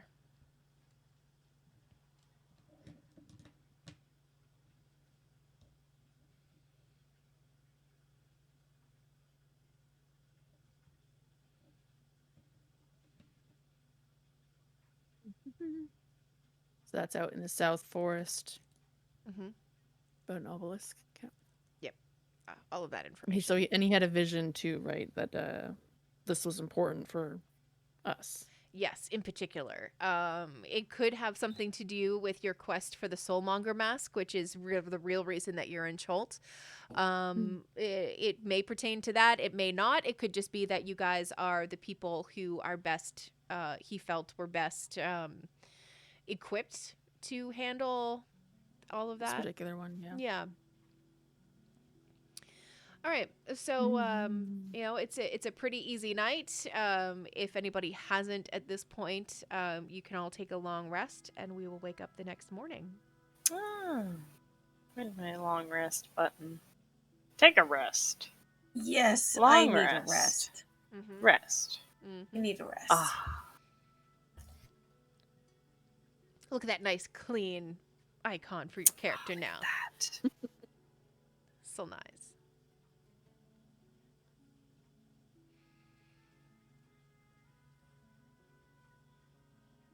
Okay. All right. So, Penny, you are the first to wake up the next morning because, well, you have places to be. Super excited. Yeah. Is anybody getting up early to go with Penny, or are you going to cheer her on from the sidelines? How are you guys gonna? I'll go with her in the morning. Kai's It'll be going fun. with her. Yeah. Yeah, I want to go. Kai's going I with want to her. go. Okay. Yeah. Cool. Maybe So- someone could carry me. I'll do it. Oh my gosh, are we gonna Thank you, find? man. Are we gonna You have a find? dog. You have a whole dog. But I don't have a Hold No, on. I realize that. But do I have a saddle, or can I go shopping on the way to grab a You know saddle? what? They may have something at the dinosaur training facility, some kind of saddle that you could use. They may. But getting for there is tips, the too. problem. Oh, right. Getting there is the problem. Well, somebody can Well, I'll carry you. still yeah, we'll Yeah, carry we'll you carry there. you. I can carry you. I mean, I could 'Cause go, the, but the actually, dog, you know the what? dog was Alphys's, Yes. right? Yeah. And Okay. honestly, I think I have a pretty good speed, so I should just get over myself. I'm fine. So I suggest that you. God, I forget your name. Potato. I'm horrible with names. Potato. Oh, I should have remembered that. Yeah. I suggest that Potato walk side by side with the dog, like with their hand on it, just to let the dog get familiar with you. Yeah, that's a good idea. Okay. It is a great idea. I stop off and get some stale bread for my bird. Perfect. Okay. Well, yeah. I mean, you guys can have breakfast and all of that stuff before you head out. You don't have to actually be back at the dinosaur pen until like 8:30, 9 o'clock, and it is quite early. All right, stop off and grab some grub. Yeah, perfect. So you stop and you have some breakfast, and it's a buffet breakfast. So there's a little bit of everything, lots of fruits, and like some fried. There's some bacon there. There's some other Bacon. yeah. There's some other meat there. I don't know if it's ham or not. I don't know if there's pigs in Chult. But we'll say that for the sake of argument, right now there is. There is. I would like boiled eggs, please. Yeah, they definitely have that for you. What type of egg would you like? Because there's a lot of Boiled. boiled, yes. But would you like a chicken Dino egg, egg.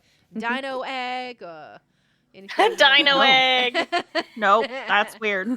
It's pretty weird. Dinos are like big chickens, Yeah, right? yeah. I mean, It's really. a chicken. Yeah, Just chicken egg. Just boiled. I like 2 boiled eggs every morning with a piece of toast. perfect. Okay, well, you definitely get that. They bring you over automatically another one of those delicious orange mimosas, which is just Oh orange yeah, juice nice, yeah. with the fizzy something Oh, in yeah. it. Yeah. So they bring that over for you, and I need to go pour water for a tea. So do you guys want to just talk amongst yourselves for a second and talk about how exciting the dinosaur races are going to be? Yeah, It'll literally be 30 seconds. I'll be right back. We can try. yeah. You Penny, are will- you nervous I'm- to ride on a dino? What if he goes Yeah. crazy and you run through the streets on a dinosaur? Well, I've lived here for about a couple of years now, and I've always loved watching these. So participating in it is just incredible. Nice. And I forgot that they were in the streets, and then I remembered, and I'm like, oh, I hope I don't hit any buildings. Right now. I want to keep the property damage to a minimum because they have like careened around a corner, and like they don't turn on a dime. They're a dinosaur. Are any of these flying dinosaurs? Do we know this? Oh, I don't know. No, they said 2-legged or 4-legged for the main races. The other Well, races are But they no. could still have wings. no? Pterodactyls are 2-legged and 2-winged. Yeah. Yeah, but it'd be watching like a penguin run a race or the Yeah, they'd equivalent have of to a like penguin clip to their run a wings so they race. couldn't fly and take off, and And they'd waddle. Yeah. You see the birds like hopping on the ground. It wouldn't be very. Well, it's Not supposed to be be funny to graceful. watch, but it wouldn't be Yeah, very that's- amusing for very long. Yeah, I can see that. Well, I'm excited. I'm excited to watch.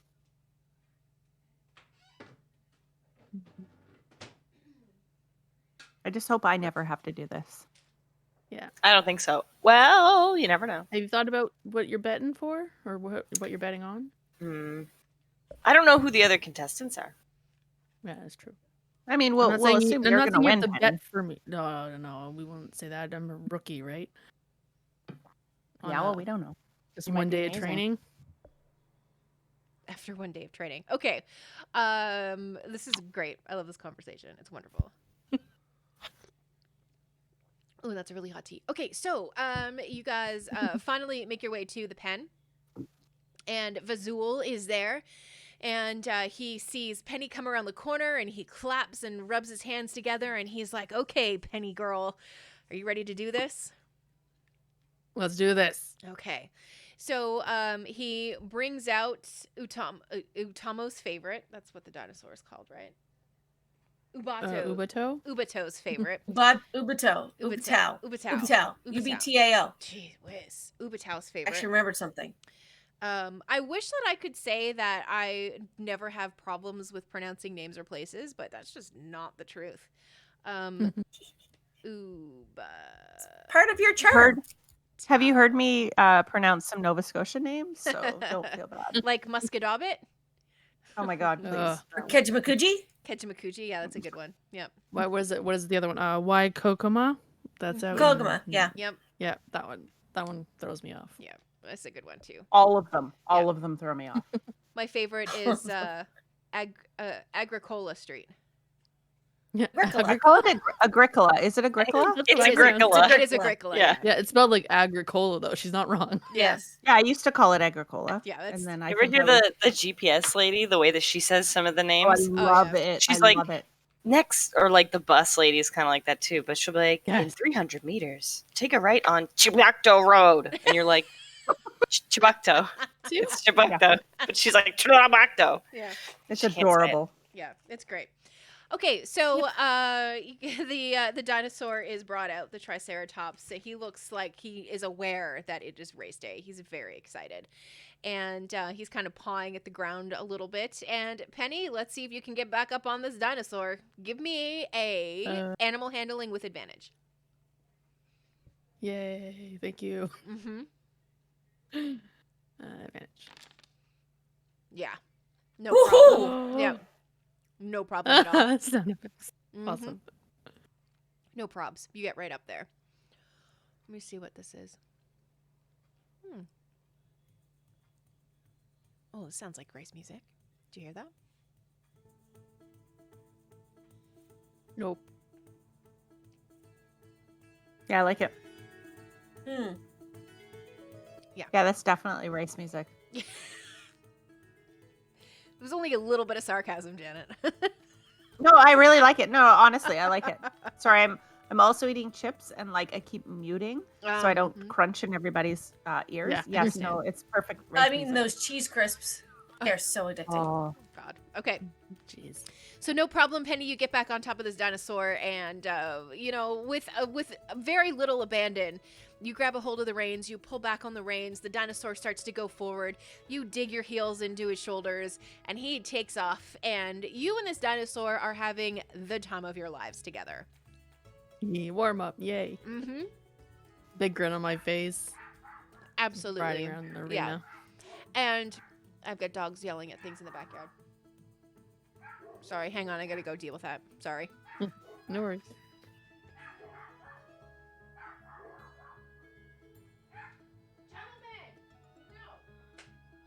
I yell over at Potato. Hey, Potato, maybe you should get some tips from Vazul if you want to ride Tiny in the future. I'm taking notes over here. Mm-hmm. Yeah, we'll see And if I'm- we can find. Do you have any money? I almost called you Tiny. Do you have any money, Potato? That's a good question. I don't know. Let me look. But yeah, I We can- definitely need some sort of saddle. No, I have no money. We can use some of the Okay. funds I received earlier yesterday for her saddle. Oh my gosh, that Use all was the funds so for allocated. awful of Because me. we already gave you when Mm-hmm. you and I joined, we each got the $500, 500 gold. Right. Yeah. Okay. I was gonna say that was kind of rude. So Janet brings a new Mhm. character, and I give her old character's money to somebody else. Whoops. so yeah, so we Super had already rude. gotten Oh my 500 God. gold each Rude. to join the party. Mm-hmm. Yeah. So yeah, that money could just go to her, her Potato, anyway. yeah. Yeah. Potato. That's Yeah. potato. So what do I have? Put down 500 gold. Okay. Yeah. So I'm currently looking for a Mhm. you know, A dog saddle. Yeah, no problem. Talking to Vazul. Vazul. Yeah. Vazul is like, yeah, no problem. We got you. Don't worry about it. And Sweet. he goes into one of the buildings and he brings out this saddle. It looks like it has seen some better days. It could use a bit of a polish. It could use That's totally fine. yeah, it looks like it could use a little bit of TLC, but nothing nothing that's too terrible. Nothing that can't be handled, you know?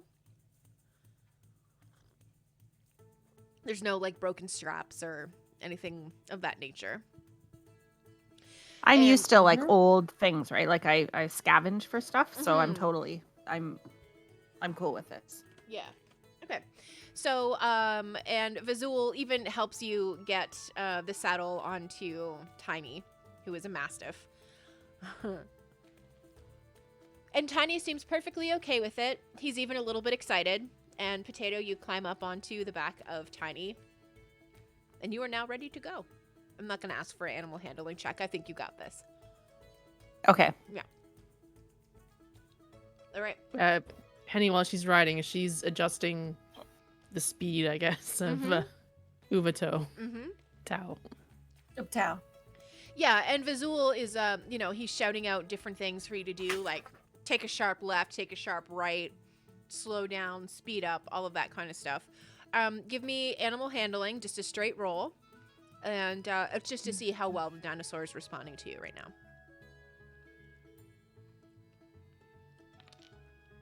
Oh, you're doing so well. We're so lucky that you are here. This might be a record for me. Right? So yeah, no problem. And you guys are doing magnificently well. Now, what I would like you to do is... Hang on, I gotta get to this part. What's the guy's name? Razul? No. Vazul. No, what's his name? Vazul. Yeah, Vazul. Razul. Yeah, Vazul.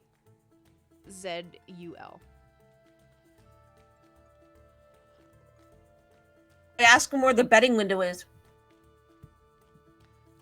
He says that you'll find people who take bets all along the route for the race. Now, the race is actually not super long, considering it's giant beasts who are racing through the city.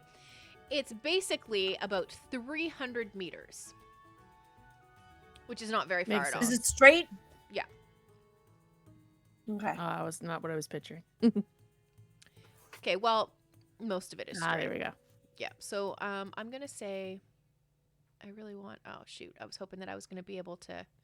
The measurement's off. Yeah. Is there down near can I the do it? bottom? There's a rough guide. This way? Really? This way? No, I don't want to do that. I want to measure. How many feet was it? But I want to You do said it with this 300? great tool. Yeah. So probably roughly 9.3 feet in the... Yeah, I'd say that. What, 300 meters? Yeah. Yeah. Oh, feet, right. Yeah. Well, anyways, Conversions. regardless, you're going to go from the gladiator ring, which is number 20. You're going to go straight down this laneway. And once the race is over, you do kind of loop around this building who's number 21. And that just kind of like gives you time to slow down your dinosaurs and all of that kind of stuff. Okay. That's what I was picturing. Is like there's a turn, and then the dinosaur does a turn, and you end up in the shop window. Right? Yeah. I'm sure that there's another way to do it, but this is how we are going to do it today because that's how we do things here at Wizards and Wine. We do our own things. Woo. Mm-hmm. All right. So you guys head off without Penny because Penny has to stay with the dinosaur and the rest of the crew. Bye. And so you guys. Whoops, I didn't mean to do that. What's happening? Oh my god. Whoops. Sorry about that. No worries, no. All I wanted to do was pick up your tokens and move you over this way. And Kai. And Potato. All right. So you guys managed to find some people along the route who are taking bets and... Yeah, I know. So exciting. Let's see how well I handle this. Those are the merchant princes. These are the guides, which you guys will deal with in a second. Well, later. Before Kai leaves, I give her 5 gold to put place a bet in my favor. Nice. On my behalf. Outstanding. Bold. Okay. So, you can use these dinosaur races to help fund your jungle expedition and earn a little bit of extra cash. There are odds on each of the racers and dinosaurs. Betting can range from 1 copper piece up to 500 gold pieces. Once bets are placed, they are locked in. Losing bets costs the full amount of the wager. winning bets pay out in accordance to the table that I have right here in front of me currently. Ubatao is a 2 to 6 odds to win. Is that good? I don't know anything about betting. No, sorry, I was wrong. 5 to 1 odds. Me neither. So I believe if they win, you win 5 times the amount of what you've Yeah, bet. that's Okay. Just so you know, it's 7 to 1 odds. Oh no, that's a Tyrannosaurus Rex. That's going to be in a different race. The Dimetrodon, that is your nemesis for this one, Mountain Thunder. He has 1 to 7 odds.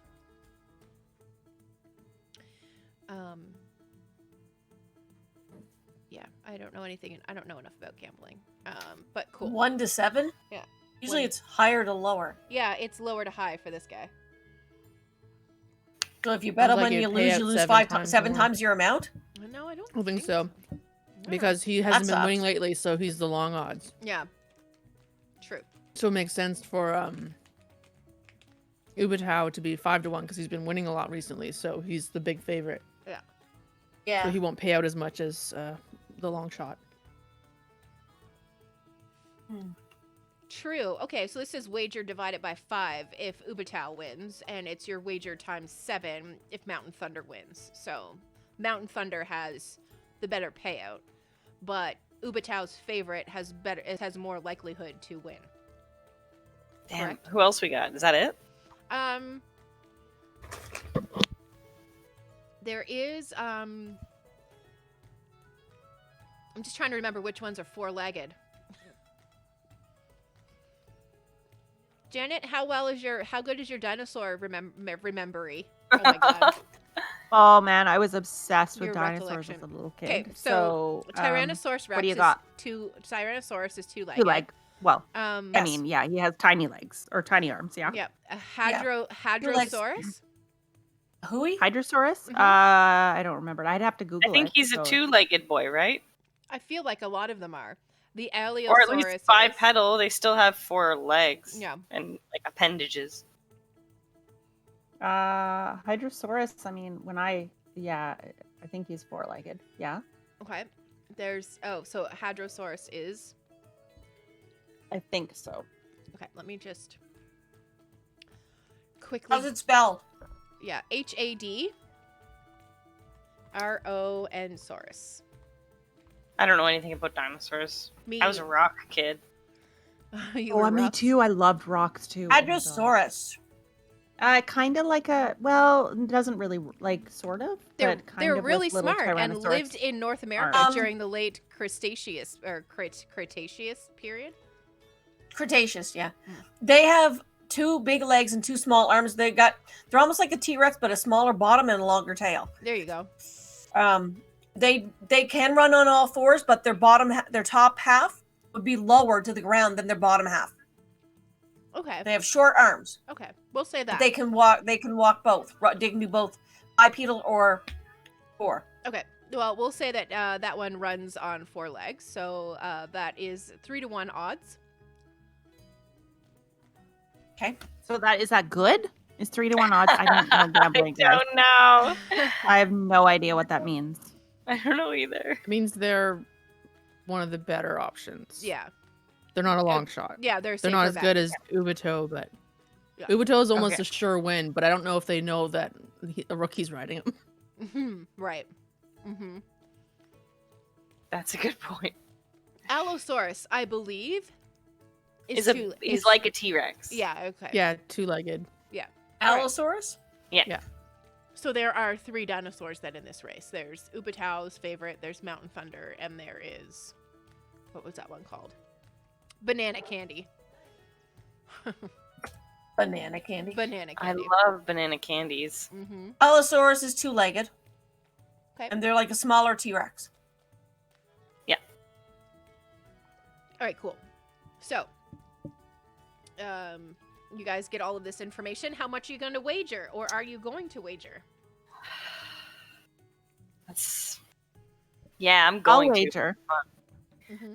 I'm gonna wager I want to wager on the dude with the really low odds, just in case he wins. Mountain Thunder? Yeah, so if I bet 10 gold and he loses, I pay out 70 or 80. 70. You get 70. 7 times your bet. Yeah. I don't really want to lose $70. No, you lose. No, you lose If the 10.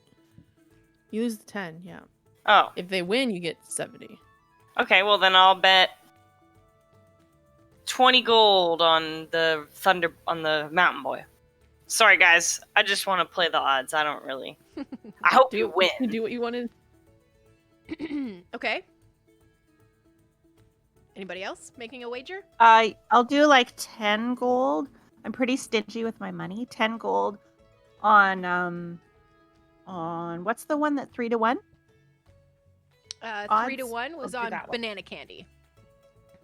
He's Yeah, banana candy. And I was thinking Penny's about that. wagering through Kai 5 gold on Yeah, Uber. And I'm putting five gold on Ubtao. Okay. And so if they win, it's what's the payout? Only 5 gold. Yeah. Because he's the favorite. So it's you get back what you wagered. It must double. think That so. doesn't seem right. What says wager divided doesn't by seem right. 5? Yeah, I don't know. I don't really. We'll make Well, he's the something up. favorite, right? I So he's don't more know of a how turf betting and- works. Yeah, we'll make I something mean, up it's and good it'll to be know that none of fabulous. us are gamblers, but Yeah, right. Yeah. Yeah. Hang on a second. Here's a lady who's been in Vegas her whole life. How does betting work? How does betting work? Yeah. How does betting work? yes, help. Yeah. Can you explain like odds and stuff to us Racing quickly? betting. No. No? Oh, okay. I just thought So maybe. far you're okay, but I was wondering what you got your money. Well, okay, so like 3 to 1 odds, right? So if you bet 5, do you win 15? Yes. Okay. But what about this? 1 to 7 odds. What happens there? I have no idea. Okay, she doesn't know either. All right, no problem. Let's find out. We'll make it work. We'll figure it out. Okay. All right. So you guys, House rules. yeah, house rules. This is how we gamble on Wizards and Wine. Not very well, but at least we're having fun. Ah! No. All right. All right. So, Yes. okay. So if it's fractional listing of like 6 to 1 Mhm. would mean you win $6 against every $1 you wager. Correct. So if you're betting 5 to 1, you're Mhm. winning 5 gold pieces or whatever for each one that you wager. Oh. So it's 5 times your thing. Okay. They don't have like I'm looking at. I googled this. Don't see anything that is a negative. Yeah, I don't, Like I've never seen usually the better the better payout the. Use the Okay. as You only it's all lose like- your wager. You Okay, don't lose more alright. than your wager. You don't lose more than you wager. This than is your what wager. they say. Yeah, it says when Yeah. gambling, odds are often a ratio of winnings to the stake, and you also get your wager returned. So wagering 1 at 1 to 5 pays out 6, 5 plus 1. If you make 6 wagers of 1 and win once and lose 5 times, you'll be paid 6 and finish square. what's the minus. Okay. Does that make sense? So if yes, because I've been it's drinking. So I've been drinking. math. I know. Math, yeah, math. Yeah, don't get me to do math. So I'm betting the 5 on Utao. Yep. For Penny. Penny. Yep. And I'm betting 20 gold on Uptao 20 of my own. Yep. for For Uptao. okay, perfect. All right. So as you guys are making I your, have faith. in making you. your bets, and people who are taking your bets are trying to explain how gambling works, and sometimes it's clear, sometimes it's not. You guys are suddenly aware of how many more people are lining the streets. Like, they are full. This is a big friggin' deal in It's a party. Port Nyanzaru. Yeah, it's a really huge deal. Again, there's 3 races that happen when the races happen. There's the 4-legged beasts, which go first. There's the 2-legged beasts, which go second. And then there's the no holes barred unchained race. So a lot of the dinosaurs are quite young, and the fully grown versions of the dinosaurs obviously can be too large to run through the streets and a little bit more difficult for the riders to manage. The dinosaurs, when they are racing, are muzzled and their claws and horns are blunted in every race except for the Unchained race. That's where you see a lot of carnage and that kind of stuff, but that's not what we're about here. So we're not gonna witness that race. We're just going to witness this 4-legged race, and it's gonna be amazing. Okay. See how I roll. Yes. Right? All right. So, okay. Whatever you do, don't fail by 5 or more. Oh dear. Yeah, I was thinking Don't tell me about the that odds. because Funny. yeah, Yeah. I was like, man, I'll die to anything, and I was like, I'll probably die if I do dinosaur racing. Yeah, okay. All right. So, just give me one quick second because I've read this, but I just want to make sure that I have it in my brain correctly. Dangerous sport for dinosaurs.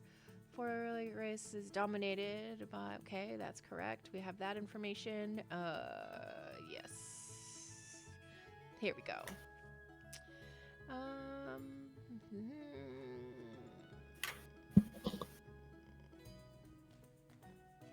Okay, so I've got to roll for the other 2 riders. No problem.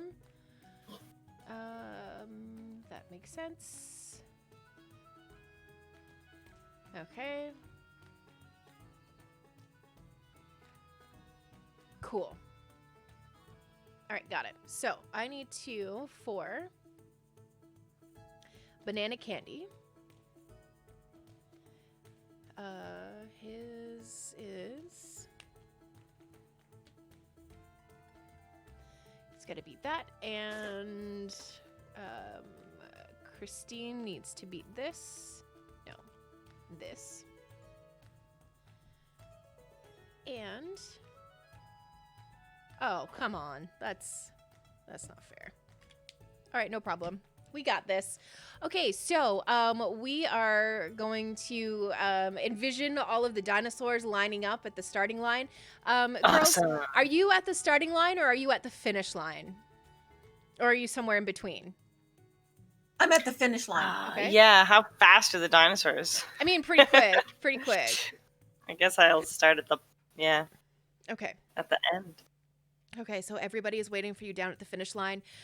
Penny, you are lined up on the back of Ubatao's favorite, and you are nervous. You can feel even the beast that you're sitting on is quite anxious as well. You can tell by his I should behavior. cast guidance on you. Damn, my bad. You think of that as Mr. in the crowd. Over. Whoops. You can tell that this dinosaur enjoys this race.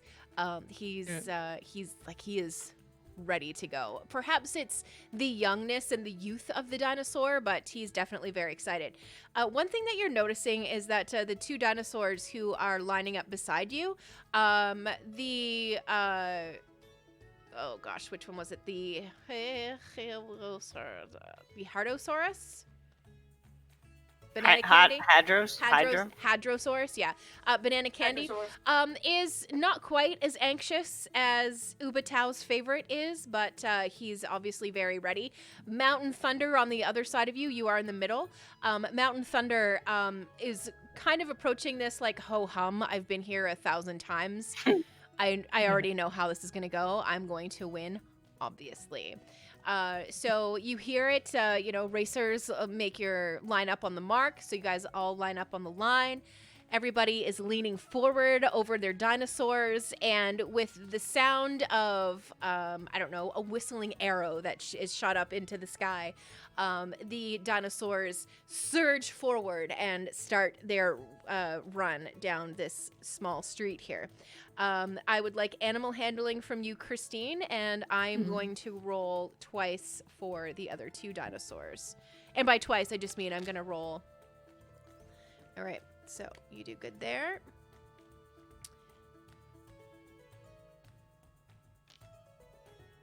does well, and this one also passes. Okay, so it's kind of neck and neck at this point.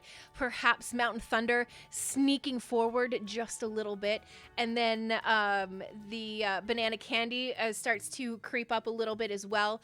But you, Penny, on Ubatao's favorite, you guys are kind of holding your own. You're not like neck and neck with the other two, but you are still in the running. Nobody is clearly out in front at this point, so give me another roll.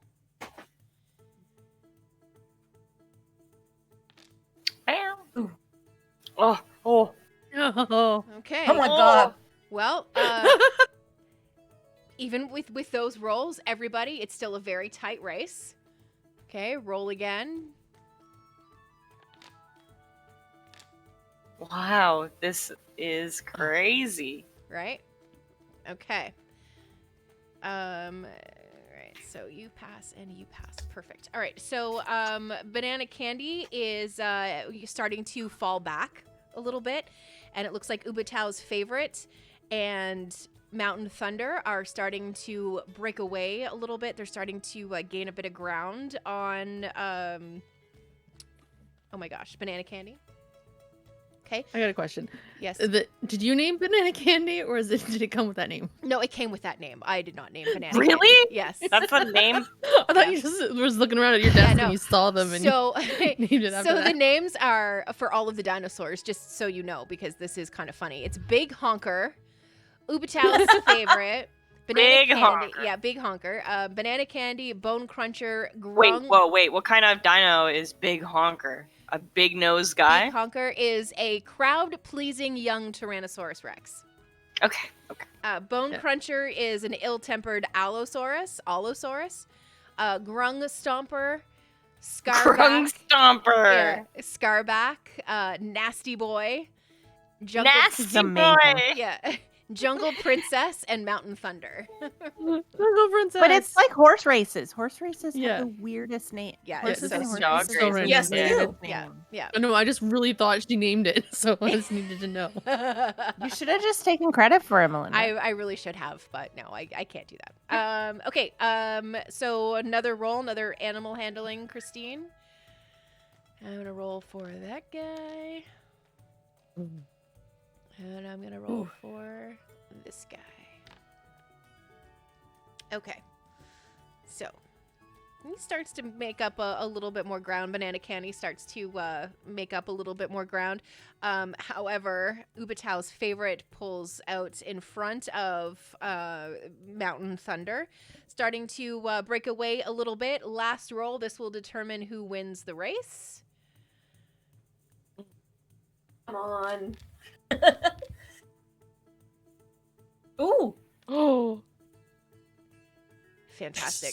that's So what I think it means. yeah, it does. It means exactly what you think it means. So as you are getting closer and you can see that finishing line, something just sparks in you, and you take a hold of the reins and you pull back with all of your strength and you kick with your heels. And Ubatao's favorite responds incredibly well to your guidance and shoots forward ahead of Mountain Thunder and Banana Candy. And with so much fanfare, it's almost obnoxious. There's flower petals falling from the sky. Everybody is screaming and cheering and is oh so happy. And Ubatao and Penny win the dinosaur race. Yes. Which, Big grin on her face, waving to the crowd. Woo! yeah, absolutely. So that means. Except we didn't win money. Yeah, I didn't win any money, but I'm winning in happiness because Right? I wanted Penny to win, but I also wanted that Really? fat payout Right. if that other guy won. Okay, so 5-1 odds. Let me just Google that quickly because I'm not really sure. Oh, 5 It's to just 1 whatever you bet times 5, right? calculator. I think so. Yeah, that's what it Very. said. Yeah. Well, I think, but okay. But that 1 to 7 threw me off. Yeah, right? Okay. I know. So, let's say 5. Bet type. Oh, stop it. Single bet. Implied odds are 5 to 1. Oh. Implied odds are 1. Fractional odds are... I don't understand what all this means. Bet amount 5. Whoa. So you win 100 gold pieces. I don't know if I've calculated this properly, but I just punched some numbers into something that showed up on the internet. So Penny, you've won yourself, 100 gold pieces, and 20 gold pieces will pay out 400. Dang. Go Kai. Yeah, right? Kai? Sweet. Yeah, I got you. Damn, I wish I had done that. Holy smokes. My goodness. All right. So, yes. All right, so I go collect Continue. our winnings. Yes. Incredible. All right. So, you head off to do all of that. And Penny, you have a bit of a job offer from the race team. I don't know if you want to give this character away to the races of Portney and Zaru and bring in yet another, or if you want to keep this character and, say thank you very much for the experience. She thanks the people, but she's got a mission she has to follow, otherwise she'll be in trouble. Yeah, absolutely. Okay, cool. So Vazul thanks you so much for keeping the winning streak on, and he says, if we need your help again, and you are in town, would you be willing to help us? I mean, your performance was incredible for being a first time racer. Yeah, for sure. I'm definitely interested in helping out if my scheduling allows. But if you need me, let me know, and I'll see if I can accommodate. Fantastic. Okay, so and he takes down the information about like where you're staying and stuff like that, so he would have a way to get a hold of you should he need your racing expertise once again. Cute. Okay. So sweaty. All right, let's change this music over to this. All right. So, the races are finished. You guys are high on a win. Penny, you're probably feeling amazing. I mean... Oh, yeah. She has a gladiator background, so she's used to the crowd stuff, so she's definitely... like, playing into that fun. Working pretty not serious. playing their work. Well, yeah, but yeah, she's comfortable, and she's, like, in her element. Yeah. Yeah, now what? Do we party? Mm-hmm. Usually after we win something, you party, right? It's true, yeah. So, you can head to a tavern to have some more tej. Yes. If you would like. Perhaps a little something to eat. It is around lunchtime now. It's up to the champ. Yeah. Is there nachos? I give you Is your there 100. nachos? I Yeah. hope so. Thank you. Yeah, there's definitely something resembling It's definitely nachos. There's always nachos. And this time... If we do this betting thing again, I just found a really good explanation of how things work, so I'm going to drop it in the group for you. Okay, cool. Thank you. Hopefully it doesn't come up again because it was really scary. Okay. It was fun. It I was- want to bet more. Very funny. Okay, so you guys head off to the tavern and have your drinks, and people are coming in and, congratulating Penny. You've gotten a few slaps on the back and, good job. And, you won me enough to pay off the rest of my house. Like you're getting all those kinds of accolades and things like that. And you're drinking largely for free today. Yeah. This time when your meal comes, it's a stew, but it's very, very thick. Think of like a chili. And it's delivered in a big bread bowl. Nice. And there's like a bunch of Yum. and there's a bunch of cheese Oh my on god, the top. yeah. And There we go. Potato, you bring Tiny inside, and once again, he's given, a little meal of his own where he can eat on the floor, things like that. The parrot, they bring some crackers and seeds over for the parrot. For the ferrets, there's a little bowl, a little plate of some very finely chopped up vegetables and fruit for the ferrets to eat. Yay!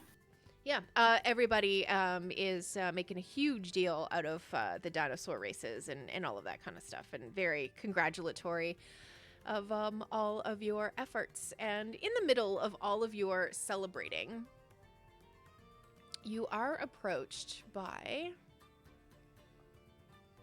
a man. Hang on a second. Oh, where did he go? Might be easier to find him this way. Hang on. No, you're not approached by a man. You're approached by a girl. This is what she looks like. I don't think that showed you guys. I think all it did was show me. Showing No, me. it showed I up. see it. I like her dragon. Does she really have a dragon? It's a pseudo dragon. Yes. So you guys have seen that? Okay, cool. Good. She introduces herself as Zendala. She is a half elf, and as she approaches your table, she does so with a bit of caution. And she asks, do you mind if I sit with you for a moment? By all means. No. By all Sure. means. Okay. So she sits down and she says, wow, that dinosaur race was quite exciting. Congratulations on your win. And she looks to you, Penny, and Thank you. Like, I'm practically preening and yeah. just Right? had quite a few by now. And Did Tabaxi's purr? You know what? well, I would think so, but she's had enough that she might be. Yeah, right. Yeah. So she again introduces herself as Zendala, and she says, "I believe that you spoke with Grandfather Zatembi yesterday. Is that accurate?" Yes. And he told Uh, you, he Super told group did, yeah. he mentioned Artis Simber. To Yeah. you. Artis Simber is my dad. Oh. And He's my dad. He's my dad. Yeah. Not my dad. He's gonna be so mad at you. Yeah, he's not my daddy. He's my dad. My dad. And and he Flashback. yeah, right. Flashback. And he has been missing for a while. He went into the jungle with a like lizardy sort of man who didn't really speak and smelled really bad. That's what I remember of him. But I need to find him, and I know that Grandfather Sitembe spoke to you yesterday, and I was hoping that he told you something along these lines, that my father needs to be found. Yes. Well, yeah, that was the long and We short were of it. pointed in that direction, yes. Yeah. Okay. Did he? I honestly don't remember the conversation. That was my Was grief. Potato there? Yeah, right. Yeah. Potato no. wasn't there, no. No, No, but it was my Just grief. I crying just in don't his remember a ear. whole lot of what was said. Haven't- I was in, Yeah. in grief over Yeah. little one. Wellfus, Yeah. yeah, My absolutely. memory stops. Yeah. Okay, so do you guys share with her everything that Grandfather Zatembe told you? Maybe I should insight check first. Insight check? Yes, please do. And he's a little too hyped up right now, so she's not thinking that. Sure, yeah. I can only roll under 8 today, so sorry. Insight. So amazing. Yeah. Okay. Oh. Womp womp. No. Really? Like, oh my god. Yeah. Yeah, no. I don't like these dice, Mel. 3 natural ones today? Yeah. Like, come on. That's pretty crazy. Okay, so Aseza, you can tell that she is definitely interested in tracking down her father. You are, however, getting some funny vibes from the pseudo dragon sitting on her shoulder. I don't speak dragon. He, however, can communicate in common telepathically. Oh, hi, dragon. Just give me a quick second, because I also have the book, and I just need to find them. I forgot how much of the screen actually disappears on the stream when I'm reading from it, so I had to go back to the book, but I wasn't anticipating using the book, so I don't have it bookmarked. So just give me a quick sec. Yep. Dino races. That was pretty fun, That was fun. I enjoyed it. Yes. right? I like the betting. Yeah. Who wouldn't when you pull in 400 gold pieces? Good. Yeah, I'm writing everything down, and I'll update on my D&D Beyond character sheet after. Yeah, perfect. Writing stuff down, Mel. I know. I can't believe it. Can't believe it. Penny's gonna look into finding out how much it costs to maintain her own dinosaur. She's contemplating it right now. Incredible. That's awesome. You got upkeep, you got stable. Maybe not a triceratops because they're rather large. Okay. Just like pulling random people in, like if there's other fans in the area or stable hands, stuff like that. She's openly chatting with them about this. Okay. So the pseudo dragon communicating telepathically, does anybody have like animal proficiencies, like actually animal proficiencies? And What do you mean? Like animal handling? Yeah, animal handling, or like speak with animals, or Oh, let me No. see. just You're a anything. rogue. Yeah, I know, but just anything along those lines, so it would make I sense mean, instead of just divine see, I can- sense, feline agility. shit. yeah. I like how we're all I just make my like, face oh, I do. look I have like I can make myself look like him, but a bigger I have version. animal handling. You do? Okay. Yeah, no, I think you mean like you took it as a That's the thing. skill? Like you're proficient in it? I have it. Hell yeah. Okay, no problem. So, Potato, you're sitting there noshing on your bread bowl of chili, and the stringy cheese is so stringy that you're like, you can't lift your spoon up high enough to break the cheese string from the bowl to your spoon. So, you're like, as you put the bite of chili into your mouth with the cheese, you're kind of like sucking up the cheese like you would a piece of pasta. And Yum. And all of Yeah. this, Yummy. all of a sudden, in your head, you hear, "This is so silly. It's so dangerous. I just wish that she would drop this already. I don't understand why she wants to go out into the jungle. It's so silly." And I look around like, what? Is that me? So I hit my head. Can I just like hit my head a little bit to see if maybe it's broken? Yeah, absolutely. Also, I would like you to Smack, give me. smack. I would like you to give me a perception check. I see her hit herself in the head. Yes. I'm like, are you okay? Oh dear. And I'm Okay.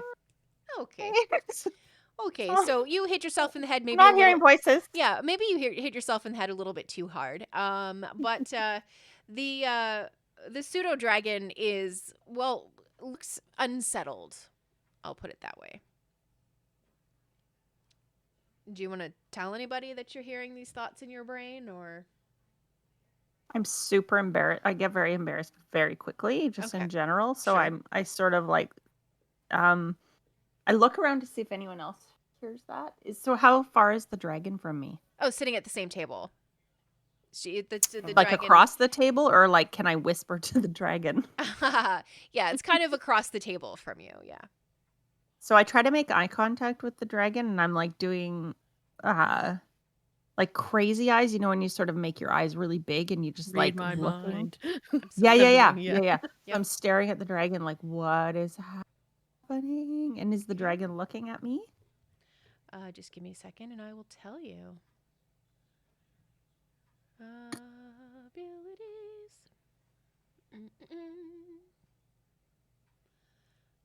Okay. So what I want to do is roll a d20 plus 3. Damn. The dragon is exactly as oblivious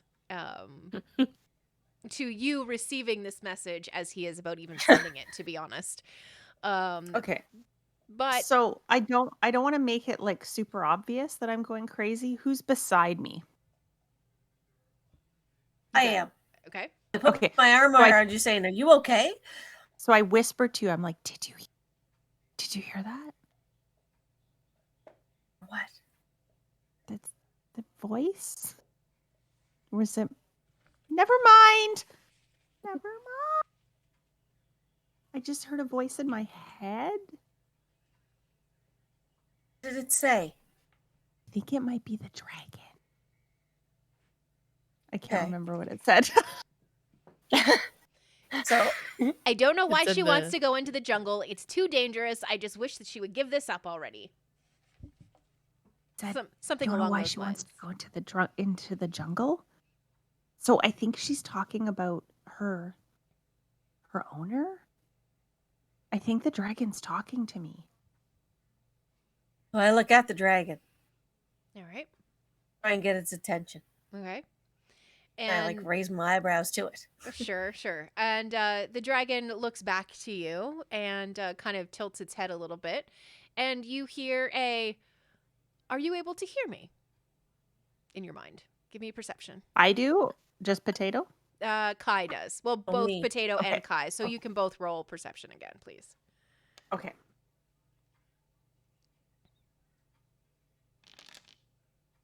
Awesome. Okay. So I got 14. Yeah, a 14 and a 13. And the dragon kind of asks the question and is looking between the two of you. And how do you respond? You guys definitely heard it, both of you. Can we beckon the dragon to us? You So can, I will in my mind say yes and see if it responds back in kind, like sure. it heard me. Okay.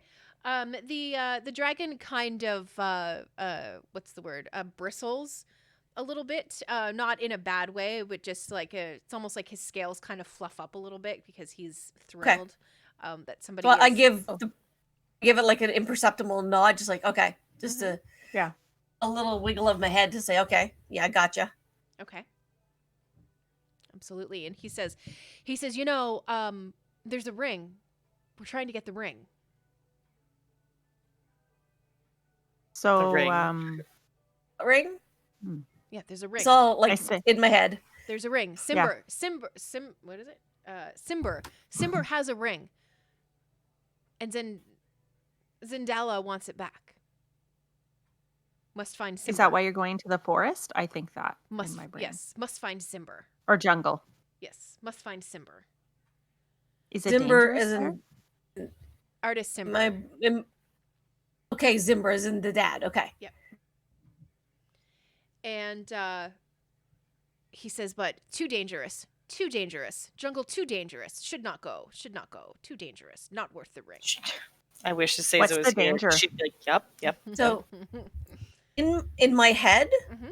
I'm asking the dragon, does she want to find her father?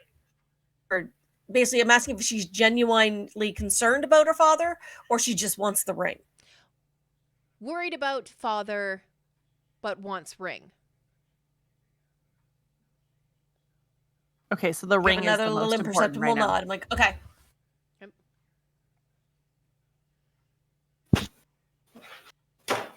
Ow. Are any of you good aligned? Like have good alignments? Do you know what I mean? No. I'm lawful neutral. Lawful neutral. Okay. I I am don't know. chaotic good. Chaotic good. Oh, perfect. Okay. Chaotic neutral. Chaotic neutral. Aseza. Yeah, same. Same. Okay. Chaotic neutral. So, Potato, you are fighting for the side of good. And Yeah. the pseudo dragon, it definitely takes a little bit of a bit more interest in you in particular. It can kind of sense goodness coming from you. And Okay. the dragon doesn't really have a whole lot of information to offer you aside from him not wanting Zendala to go into the jungle and feeling that it's too dangerous for her to go and that she definitely is going to need help if she's going to insist on going into the jungle. I mean, we could help out. Would she be up to that, or would she be willing to have us help if everybody else in the party is willing? He says she shouldn't go. She shouldn't go. Oh, interesting. But guides, there are many guides. You should find guide and tell guide to take you to jungle. So we should go, but not her. Yes. Too dangerous. So- Dangerous. But what if we die? What if we I die? mean, I asked the dragon in my head, of course. Yeah. Does she have the means to pay us? He says, small amount, but father has money.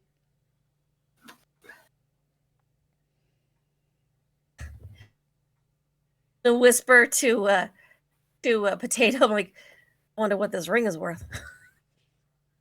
Probably a lot.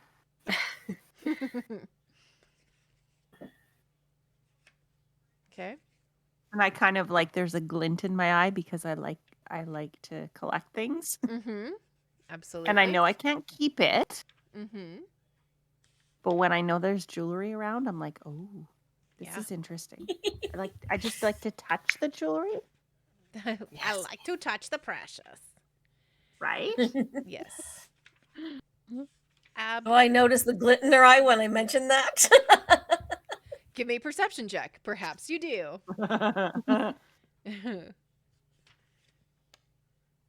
Yeah, I think it's pretty safe to say that you do. You see it. You've seen that look in her eye before. I've seen the look in her eye before. Yeah. Funny. Okay. Like, she likes sparklies too. Yeah, same. Do you want to ask anything about the ring in particular? I ask, what does this ring look like? Okay. Of course I... This is the dragon, right? I'm talking to. Yes. Yeah. Yes. 17. Hang on. She hasn't mentioned the ring. I'm not even listening to her. I'm just Yeah. totally enthralled by this dragon. Okay, so the dragon says, ring of winter, very cold.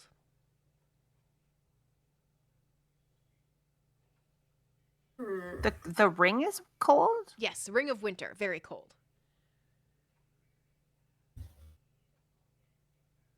But what does that mean? Is it dangerous? Is it a dangerous ring? Don't know. Don't want to find out. Don't want Zendela to but you get want it. us to. Don't want So you want us to go there. I don't want Zendela to get it. Would she be dangerous with it? Ah. Dangerous altogether. Bad danger. Would we be dangerous with it if we got it? He kind of cocks his head a little bit and says, looks at Potato in particular and goes, no, I do not think. But this ring is something that needs to be procured. Kept safe, yes. But just maybe not by Keep it secret. Keep it safe. I mean, well, I'm in because I want to see the pretty ring. Mm-hmm. Yeah. So I'm in because yep. yeah, I like sparklies and shinies. Yeah. Yes, Let's absolutely. go. All right. Imagine while they're talking to this dragon, Penny's already like agreed to help out Simbar. Yeah. That's great. Okay. Let me just, because you guys are going to want to do this next. Whoops. Okay. Dum, dum. Dum, dum. Okay. So as you guys Penny's had a few, and the girl's dad is missing, so yeah, definitely help there. Yeah. Okay. I would like you guys to give me a perception check. Each of you, please. All right.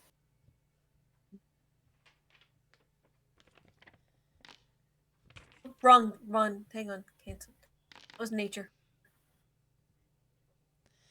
All right. Oh, Kai. 2.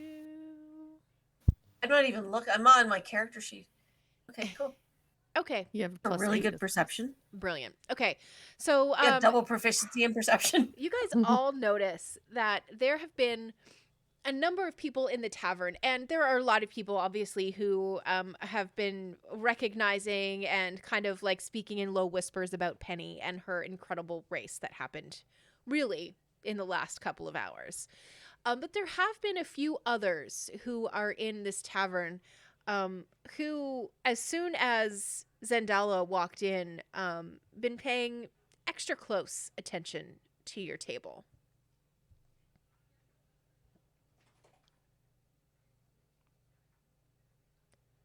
And we notice them?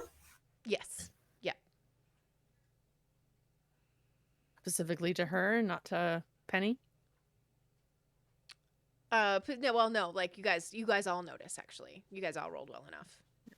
No, we notice the people are watching Zendala, not just rubbernecking Penny. Well, yeah, like as once she spoken walked with in and sat down at your table, you can tell the difference between people who are looking at your table because of Penny and Penny winning the race, and you can tell the difference between people who are looking at the table because Zendala is sitting at the table, and you kind of get the impression that you aren't the first people that she's talked to about heading out into the jungle.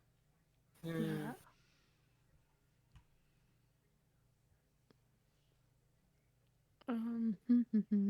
Thinking.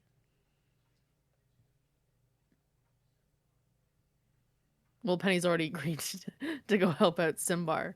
Do you have any more information of where he was going? I only know that he headed into the jungle. He headed towards the south. South. What was he after? I don't know. Did he keep any journal or logs in around the house? No, Maybe that nothing. could help us. Nothing really like that. You And said there was someone else with him? yes, a lizard man who never spoke and smelled funny. At least that's what I've heard. Poor lizard folk. And as you guys are talking, It sounds familiar. yeah, as you guys are talking, a woman approaches your table. This is Another.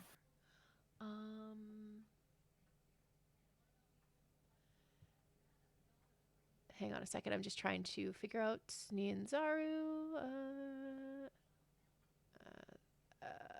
I'm not sure if this is her name or not, but we're going to go with it. Azon. Azon. Azon. She approaches the table, and this is what she looks like. You guys see it, Hello, right? Azon. You guys see it, right?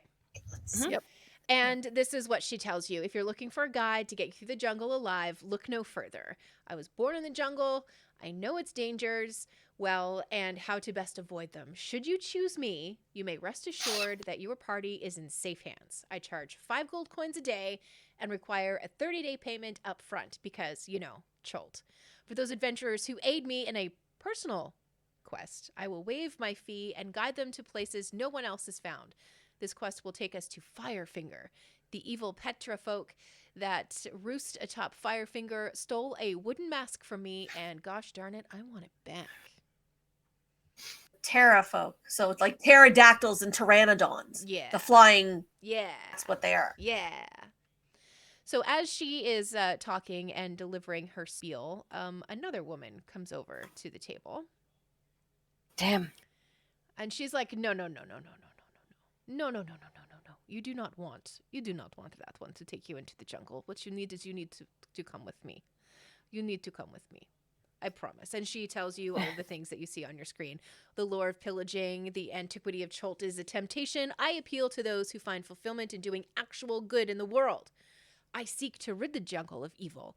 There are many ruins and ancient temples that must be reclaimed so that the spirits of nature can return to their sacred places and live in peace. There are evil impostors who seek to blind you with promises of gold, but will only guide your throats to their blades. My rate is standard, 5 gold pieces a day with a 30-day payment up front. A small portion goes to pay off the merchant Prince Jobel, and the rest I give to charity. I look her up and down, Mm-hmm. and I'm just based on this picture. So she's wearing gold earrings, Yep. gold thing on her neck. Yep. I looked down at her and said, charity, huh? Yes. Charity. What was And- her name again? Her name is Just for my notes. Azaka. Azaka. In. Hmm. I Oh, think she wait. could help us. Wait, I'm doing this? Am I reading this properly or am I reading this wrong? 1, 2, 3. Yeah, okay, I'm doing it right. Right? Hang on. Sorry. So yeah. Anyway. All right. Then now these two gentlemen come slinking out of the crowd and stand around your table as well. This is what they look like. Oh yeah, I feel like we read Or your a salesman. pamphlet on these Yeah, guys. you guys Lost have them. read these guys before, yeah. I lost them. I clicked off my thingy by accident. Oh, okay. There, they should be Might back. show up in the I chat. Well, they remember have their them. own Triceratops. Yeah. Dinosaur. I mean, that's This is good okay. of- So they have the same rate as the other lady. Yep. But they have Triceratops. I prefer And they that. they want a share of the treasure. Mhm. Either or a share of the treasure. Yes. And again, It's the rate. the other two guides who've already approached your table are kind of like looking at these two with a degree of disgust might be a strong word, but they are not thrilled that these guys have approached your table. And then you hear this gruff. So, Sorry, go ahead. go ahead. No, there was another one. Keep going. Okay. As you guys are kind of realizing the position that you're in, and you're just going to be inundated with people who are trying to get you to take them or hire them, this gruff voice comes out of the crowd, and it takes you a second to spot him because he is a dwarf, so he's a little lower than you expected him to be. And he says, I have stood atop every mountain in Schultz. I know every gorge and crevice, every plateau and trail. My memory is an iron trap. I forget nothing. Trust a dwarf, I always say, because a dwarf will never steer you wrong. Fearless I am. There's no dragon, beast, or undead horror that scares me. You want a guide who runs away at the first sign of danger? No. You want a dwarf. And I'm the toughest dwarf around. Red dragon bit off my arm, yet here I stand. Takes more than a dragon to stop Hugh Hackenstone. I charge 5 gold coins a day and expect a 30-day payment up front. Best coin you'll ever spend, I promise you. And then Okay. and Are there then- any more? Yes. And then somebody who Oh God. Oh my goodness, they're all just standing there. yeah. Oh yeah. They're all just like swarming your table. It's like the most racket. Now it's awkward. Yeah, it's yeah. awkward. And I would imagine having all of these people approach you and kind of clamoring for your business is a little anxiety inducing. Like I would imagine you guys are quite uncomfortable. So Penny's loving the attention. I would just walk away. yeah. So after Hugh Hackenstone says his piece, another gentleman approaches your table who looks an awful lot like him, but a little bit different. And he says, the jungle is my home. I know it well. I can guide you anywhere in Cholt for a fee of 5 gold pieces a day. If adventure is what you seek, join my quest to reclaim Harakamar. Harakamar, my clan's ancestral forge. A volcanic eruption forced us to abandon it many years ago. The fire newts that have since taken over must be driven out or destroyed. At the very least, we must sneak in and recover a relic known as Morden's Gauntlet. The fire newts must not be allowed to keep it. If you love dwarven kind, then hear my plea and join me in returning Harakamar to its rightful owners. I will waive my fee for your promise of assistance. So he'll help us if we help him. Yes. Yeah. What Same was with this the one's first name? girl. Sorry. What was this one's name? His name is Masharab. Sherb. Yep. So after listening to all these guys approach, I lost it after Azaku? Uzaka? Yeah. Okay. Zaka. So wait. I look over everyone. Oh, and but wait. Oh, but wait.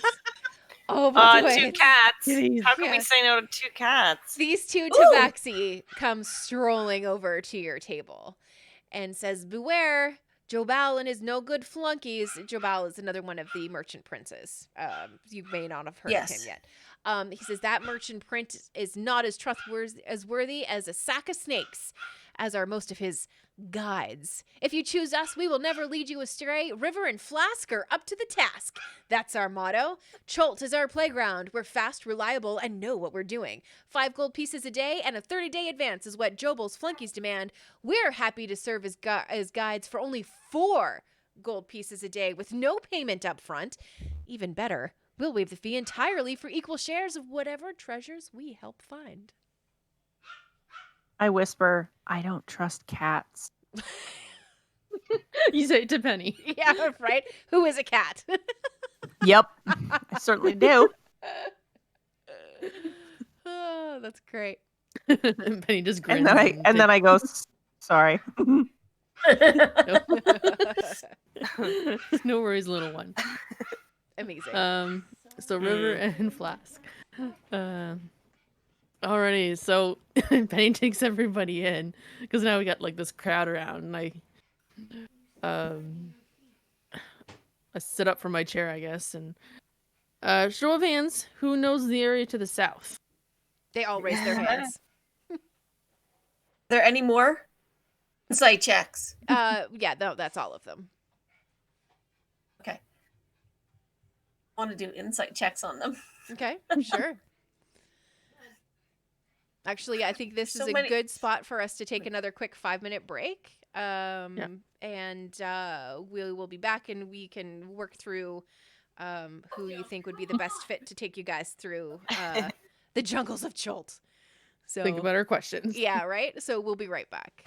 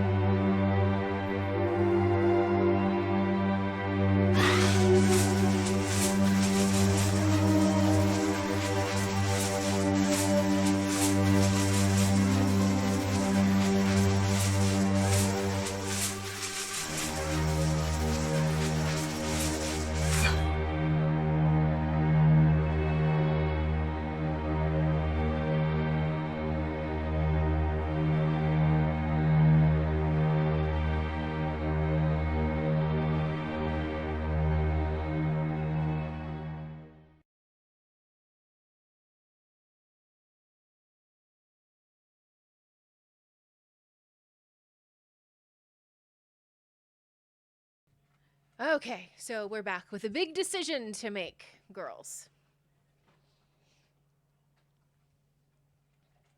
Who do you think you're going to go with as a guide? Or do you have questions for any of them? I do have questions. Well, I know myself and Kai have been around Schult for a bit. Mm-hmm. How much do we know about Joe Ball, the merchant prince? Why don't you roll me a... Let me just pop open a character sheet and have a quick look. Give me...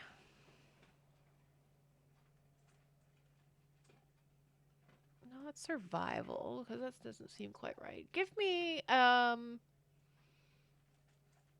insight check to see how much you know about Jorball. 17. Okay. Oh. Jorball, Jorball, where are you, Jorball? Jorball, Jorball. Jorball. Okay, that's not going to give me the way that I want it. This book, I don't know if it's just me, because I'm still quite new and not sure about DMing sometimes, but I just find the way that this book is laid out is really confusing. It just doesn't seem to make sense where pictures are to where information is. It's really strange. Which book? The Player's Guide? Yeah, Or the Tomb of Annihilation book. I find it very confusing. Okay, so you know that Jorball made his fortune as a wilderness guide, and he found an incredible cache of Chultan gold and jewels back in the day. Somehow, it was only him that survived the gauntlet of undead and dinosaur attacks, making it back to Port Nyanzaru in a canoe full of treasure.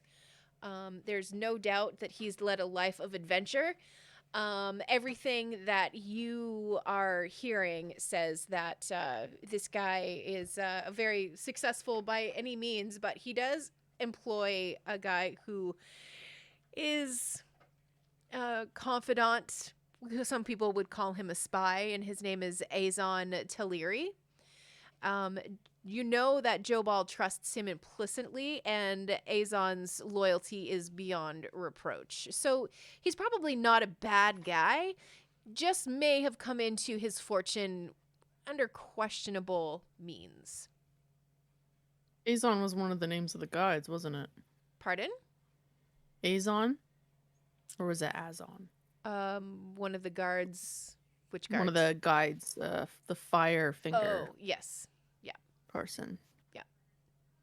And Azeka was the other one too? Mm-hmm. Okay, I'm back. Oh, okay, cool. Well, Making a tea. Noms. Jeez. Yeah, so we're just talking about the different guides that you guys can pick from. And once we've made a decision about the guide, we'll probably call it there for this week. Mm-hmm. So they all responded that they know the South area.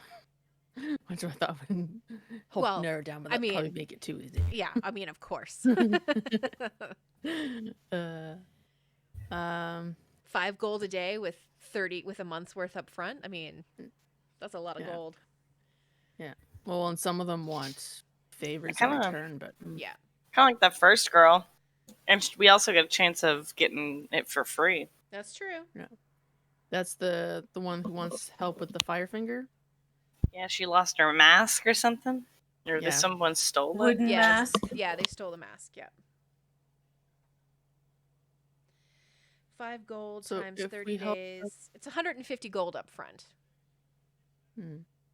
Split between I have a lot of gold. Yeah. Yeah, you guys are not hurting for cash, that's for sure. Yeah, for me, it's not really the cost. It's more who we trust. And again, not the cats. Right. Oh. Funny. That's why I want insight checks. Sure, yeah.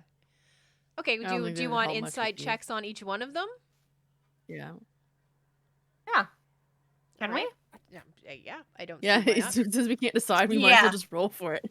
Right? Okay, just give me a second to see if... Okay. Give me a insight We're check conducting an for interview. Yeah, right? For Azeka. Well- Give me an insight check for her. Insight for Azeka.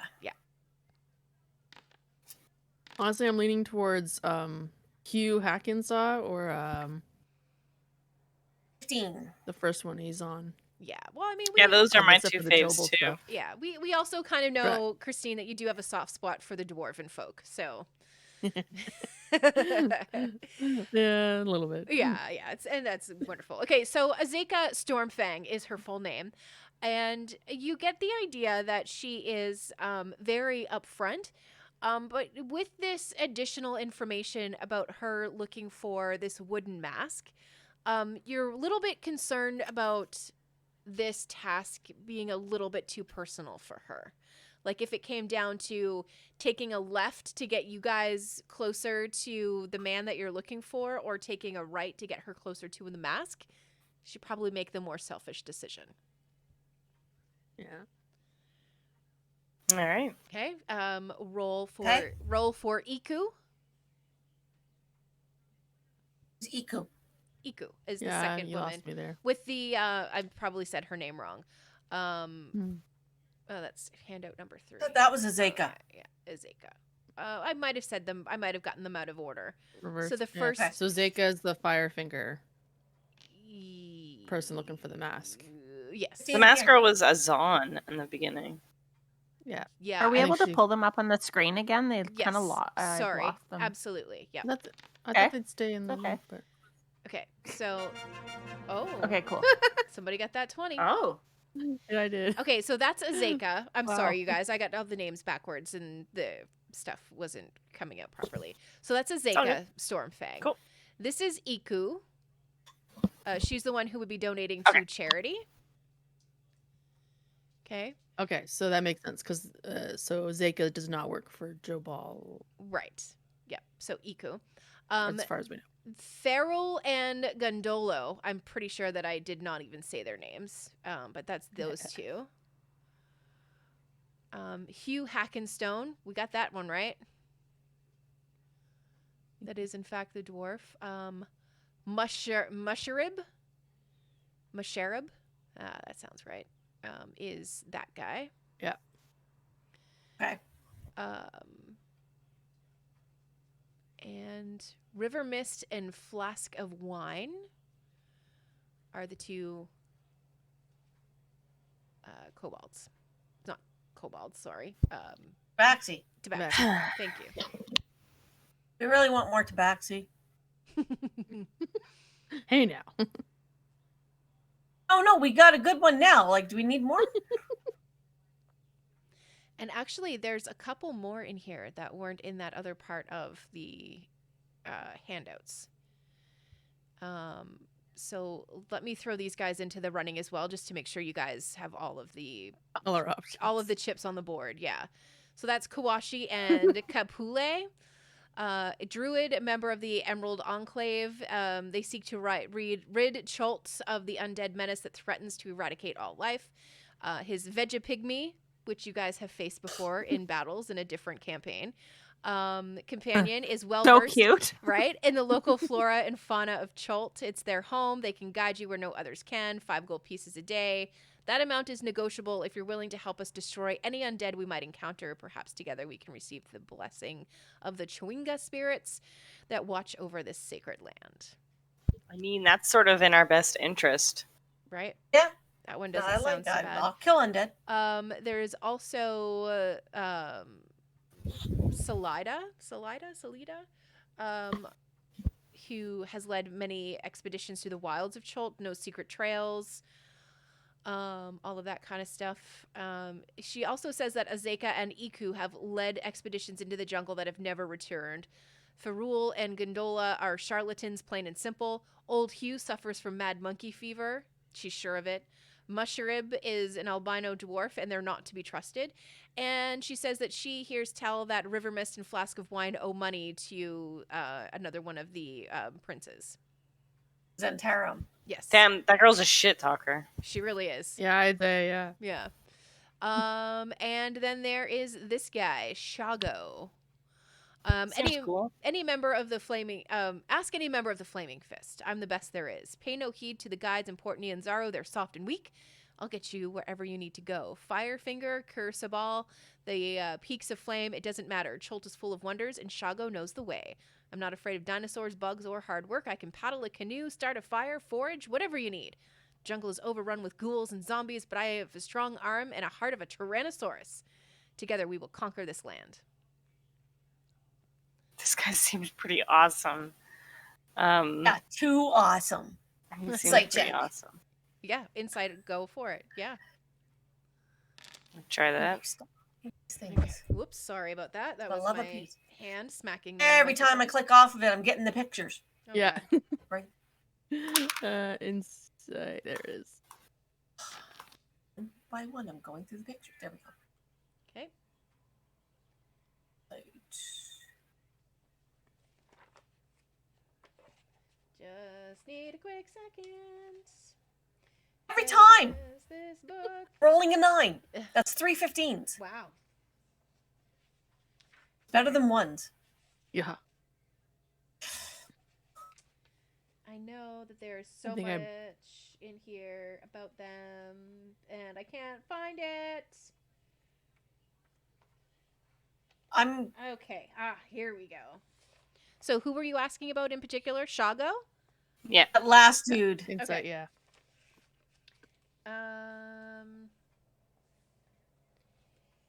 He is the son of one of Port Nianzaro's merchant princes. He works out of Fort Buluarin. That's not how that's pronounced. And he did talk about the Flaming Fist as he introduced himself. So that could be something that Who you are they? may want to investigate the Flaming Fist a little bit more before you sign on with him. He has led many Flaming Fist expeditions into the jungle to clear out undead, despite having a great fear of being turned into a zombie or ghoul himself. Aw, he's scared of zombies. I'm Yeah. from here. He, I grew up here. yeah, so you would know of this guy. Chult. You would know of this guy. Yeah. He does stand 6'3". He's 220 pounds. He has rippling muscles and a friendly smile. Cute. I don't know. That's his picture. I find his smile creepy. Yeah, I feel like I he's want a to go salesman. back to this druid dude All right. So you want to go back and and to incite them. Kawasha and so these guys? Yeah. Okay. All right. Yes, insight away.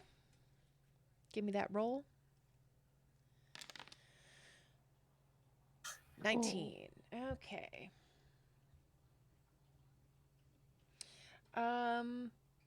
A lot of what he told you is exactly what he meant. He really does want to rid the jungle of the undead menace, but could be detrimental actually towards that end. Where left might be a clear and safe path, but right he may get some signs of some kind of zombie shambling around. He's going to head towards the zombie. He's got Okay. motives. Yeah. He got I mean, they underlying all, motives. every single They one all of have them, different- yeah. is going to have a motive. So Oh yeah. Yeah. It's which ones are going to be in alignment with ours? exactly, yeah. Okay. Any other ones that you want to insight on? That dwarf. What's Hugh? his face? Hackenstone. You- Yeah. Okay. Hackenstone. So about 3 years ago, he was part of a dwarven expedition seeking to reopen the Wormheart mine. The expedition encountered Tinder the Red Dragon. Hugh alone escaped, but only after the dragon bit off his left arm. He wants to return to the mine to slay the dragon, but he needs a band of stout-hearted adventurers to help him. If the That character... seems pretty I shouldn't read cool. you that part.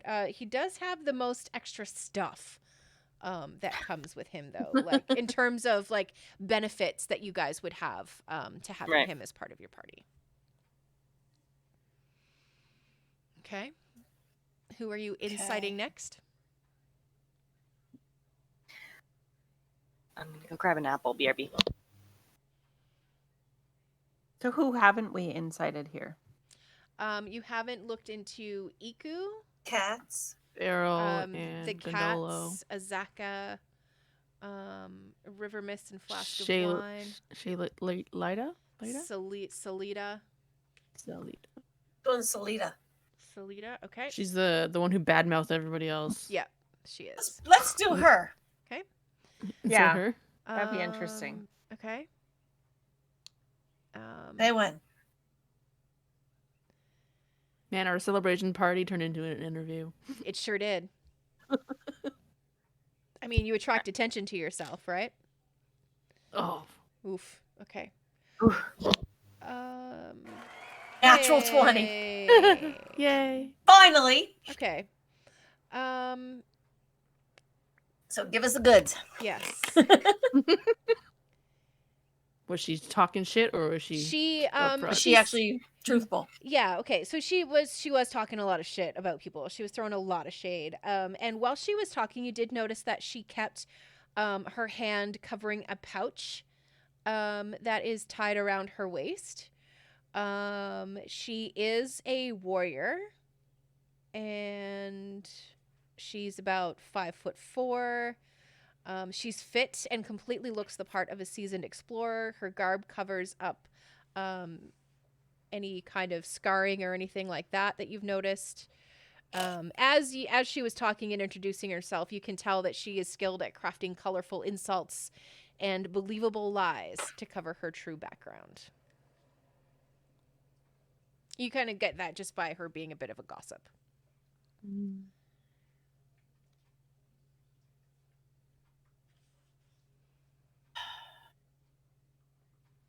Such an important If she's a decision. gossip, she might not be too trustworthy if she's a gossip. Mm-hmm. No. Okay, the two that she said were whatever, charlatans, whatever, the two dudes. Yep. Like, You Beryl gotta and incite them Gondolo. just because. Absolutely. Let me just grab their information here. Where did they go? Sorry, what about the one with the little green friend? Yeah, that's we did talk Kawashi. about. he's more. Yeah, he's like that's- wants to kill undead real bad. So he'll that's take big lead one. us I in like the him opposite only- direction that we need to go to. But his little friend is so cute. His little friend is adorable. I'm inciting the Yeah. 19. Is that a 9 or a 5? 19. Yeah. 19. So you're asking about the Beryl and Gondolo. Yeah. Where The are two they? guys. So you're asking about That are not cats. these two. Whoops. Get over here. These two guys, right? Yeah, those. Now all I have to do is find them. Because why would they be? Okay, here we go. They are incredibly well dressed, but their clothes are showing signs of wear. Perhaps signaling that they are a little down on their luck in Port Nyanzaru. They're a little pompous, almost. Which ones are these? This is Ferrul and Gondolo. Ferrul? Oh. Farul? Why did I can't think that remember was who's who, Beryl? guys? Do you want me to put them up on the screen again for you, Janet? It's these. They're up on the screen. I'm not seeing names there, so I don't know. Oh who's who. yeah, I know. I'm It's sorry. it's weird. Farul and Gondolo. Just keep track of. The I mean, ones at this that you point, seem to I'm ready like. to just flip a coin. Yeah. Okay. Well, I mean, however you guys want to make the decision. I just wanted to make sure you guys had all of the Had all of it. options and as much information as I can give you. So. Well, I'm leaning For towards sure, yeah. Azeka, Hugh, and Kawashi, even though he might lead us astray. And He'd waive the fee somewhat if we help with the undead stuff. right. I guess this only accounts for Aseza. But Aseza, at this point, you've already seen what the undead is capable of. Oh yeah, it's bad news bears. Yeah, right? Yeah, we So, don't want them. Yeah. No. You know what? I'm going to stop talking because it's going to seem like I'm leading you guys towards something, and I'm really not. So I'm going to stop piping up. I'll just Personally, Yeah, so- I like the dwarf, the Hugh. Hugh You're my Hackenstone. fan. Boisterous fellow, yeah. Yeah, this guy. The Yeah, dragon Rosie? thing's gonna be a pain in the butt, though. Dragon, and he only has We one can arm. kill a dragon. Yeah, but he's awesome. I don't know. Convince But me he otherwise. only has one arm. Yeah, but there's something about you know what? Again, it's going to seem like I'm leading you, and I'm really not. I was just trying to play the devil's advocate. I away. don't want to seem like I'm leading you guys at all. So No, I'm I just like his biased braid. toward- Let's choose him. I like the way you read his stuff. That's why I'm Yeah. biased. There we go. No, so did chosen. I. Perfect. Okay. All right. So you're going to hire Hugh Hackenstone. Perfect. Okay. So Hugh Hackenstone kind of nods his head and, stands up a So- little bit straighter. Sorry, go ahead. Before that, though, Mhm. what kind of guarantee do we have that if we pay you up front, you're going to stick to your agreement? My word is a dwarf. What guarantee do we have? My Where word does this the dwarf- upfront stuff is kind of. Sorry, but My, no. my word is a dwarf. I will be here to get you ready. I will tell you what you need to buy in the city before we leave. And I will be with you every single step of the way. My word is a Hackenstone. Would you be If willing to you give dri- for like 50% up front and then 50 on the day we meet to leave for the expedition? the money up front I use towards picking up the supplies and things of that nature. So if you would like to shop with me, we could come to a consensus about that, I suppose. I think that would be ideal.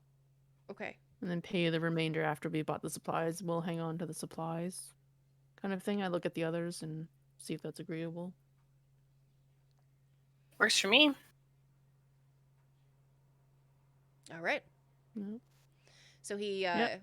he nods and kind of dismisses all of the other guides who kind of ambushed your table, and he sits down and he says, "Tomorrow morning, 9:00, 9 a.m. We will meet here. We will get the things that we need to face the jungle, and we will head south." Sounds Okay. awesome. All right.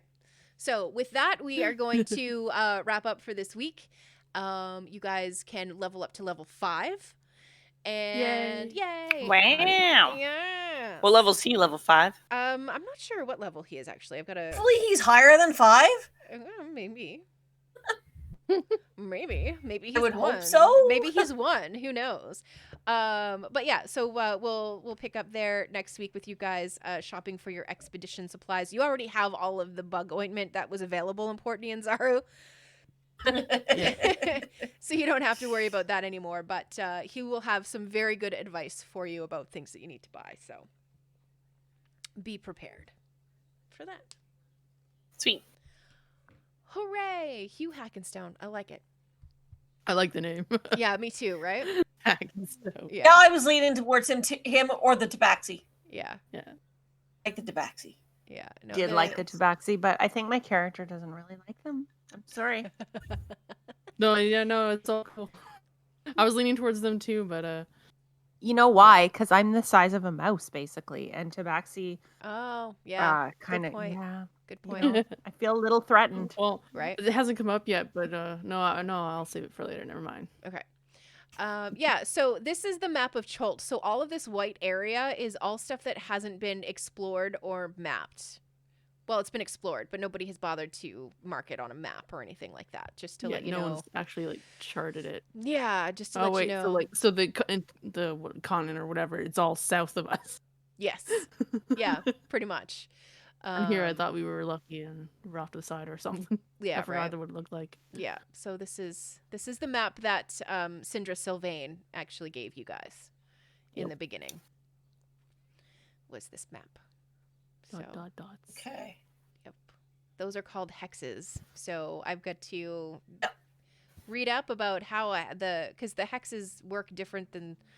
And I don't know. Anyways, it's gonna be fine. It's gonna be fine, you guys. I say that to myself. Yep. All right. Man, I remember one time I did a game where we did this, where Yeah. it was like traveling through hexes, Yeah. and like one hex took so long, and I'm pretty sure we all died. Oh God. Yeah. Well, Like I warned you when we were deciding on which ones to pick. This is like a grind. that Oh, we're hey, getting I'm through not here. sad about it. Yeah, no, Dinosaurs. just like I'm certainly not sad about it. yeah, make sure. Can't wait to go in the jungle. Yeah, make sure you've got your backup characters or two ready to go. And I believe I have 3. yeah, and Yeah, I have one. I might make another one. if we I need to make more. if we lose them in the jungle, or if you guys No. die in the jungle, we're just gonna find your other characters hopelessly lost in the jungle. That's how we're gonna find them. So. Sounds good. It's Yeah. another Perfect. adventuring group There's a that they bright hired light, on I the was walking side. towards it. Yeah, right. It'll Showed up in the jungle. yeah, there'll be a group that was hired by one of the other guides that you guys didn't pick, and the guy Yeah. missed. The guy messed. That sick lady's like, it's a numbers game. Yeah, We just right. have to throw as many adventures as we can find at it. Absolutely. So Well, she doesn't have to pay us because we just keep passing the money along. Yeah, she's like, Yeah, right. perfect. yeah, perfect. Awesome. So level 5.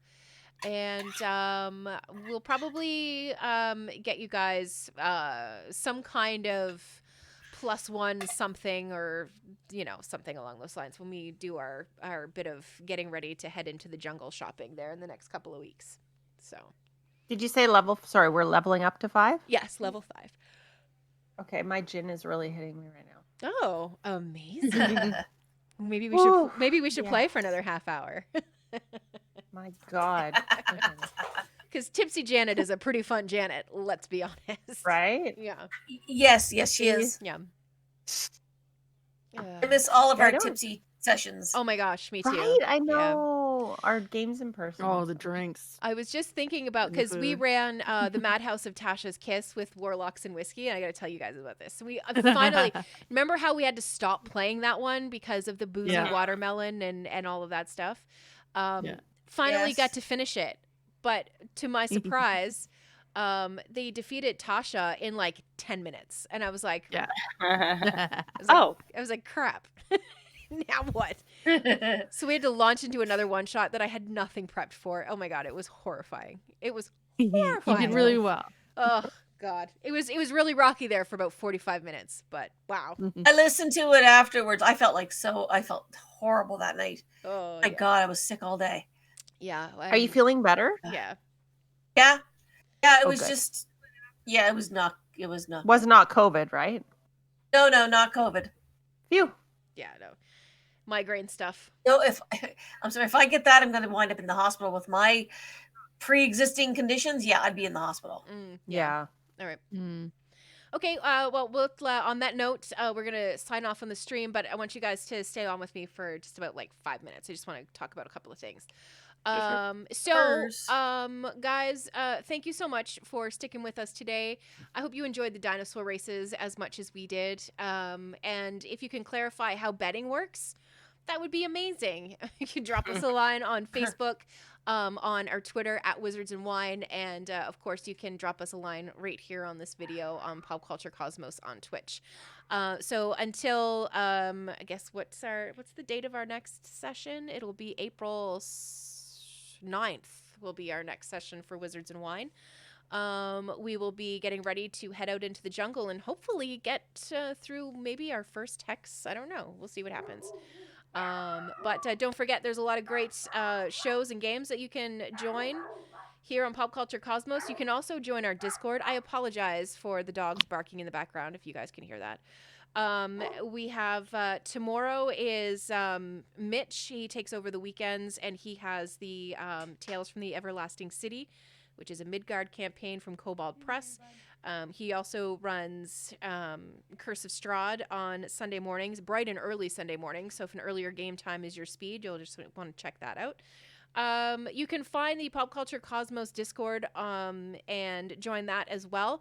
We're sometimes looking for new players to join some of the games. I know in particular for our Monday game, I think we're looking for, I want to say, a rogue and a cleric, but I could be wrong. But if you join, there's like a gaming opportunities part of the server that you can message us in, and we'll get back to you and let you know which games you can join and all that kind of good stuff. Anyway, from Wizards and Wine and Pop Culture Cosmos, thank you guys so much for spending the Friday evening with us. We appreciate it.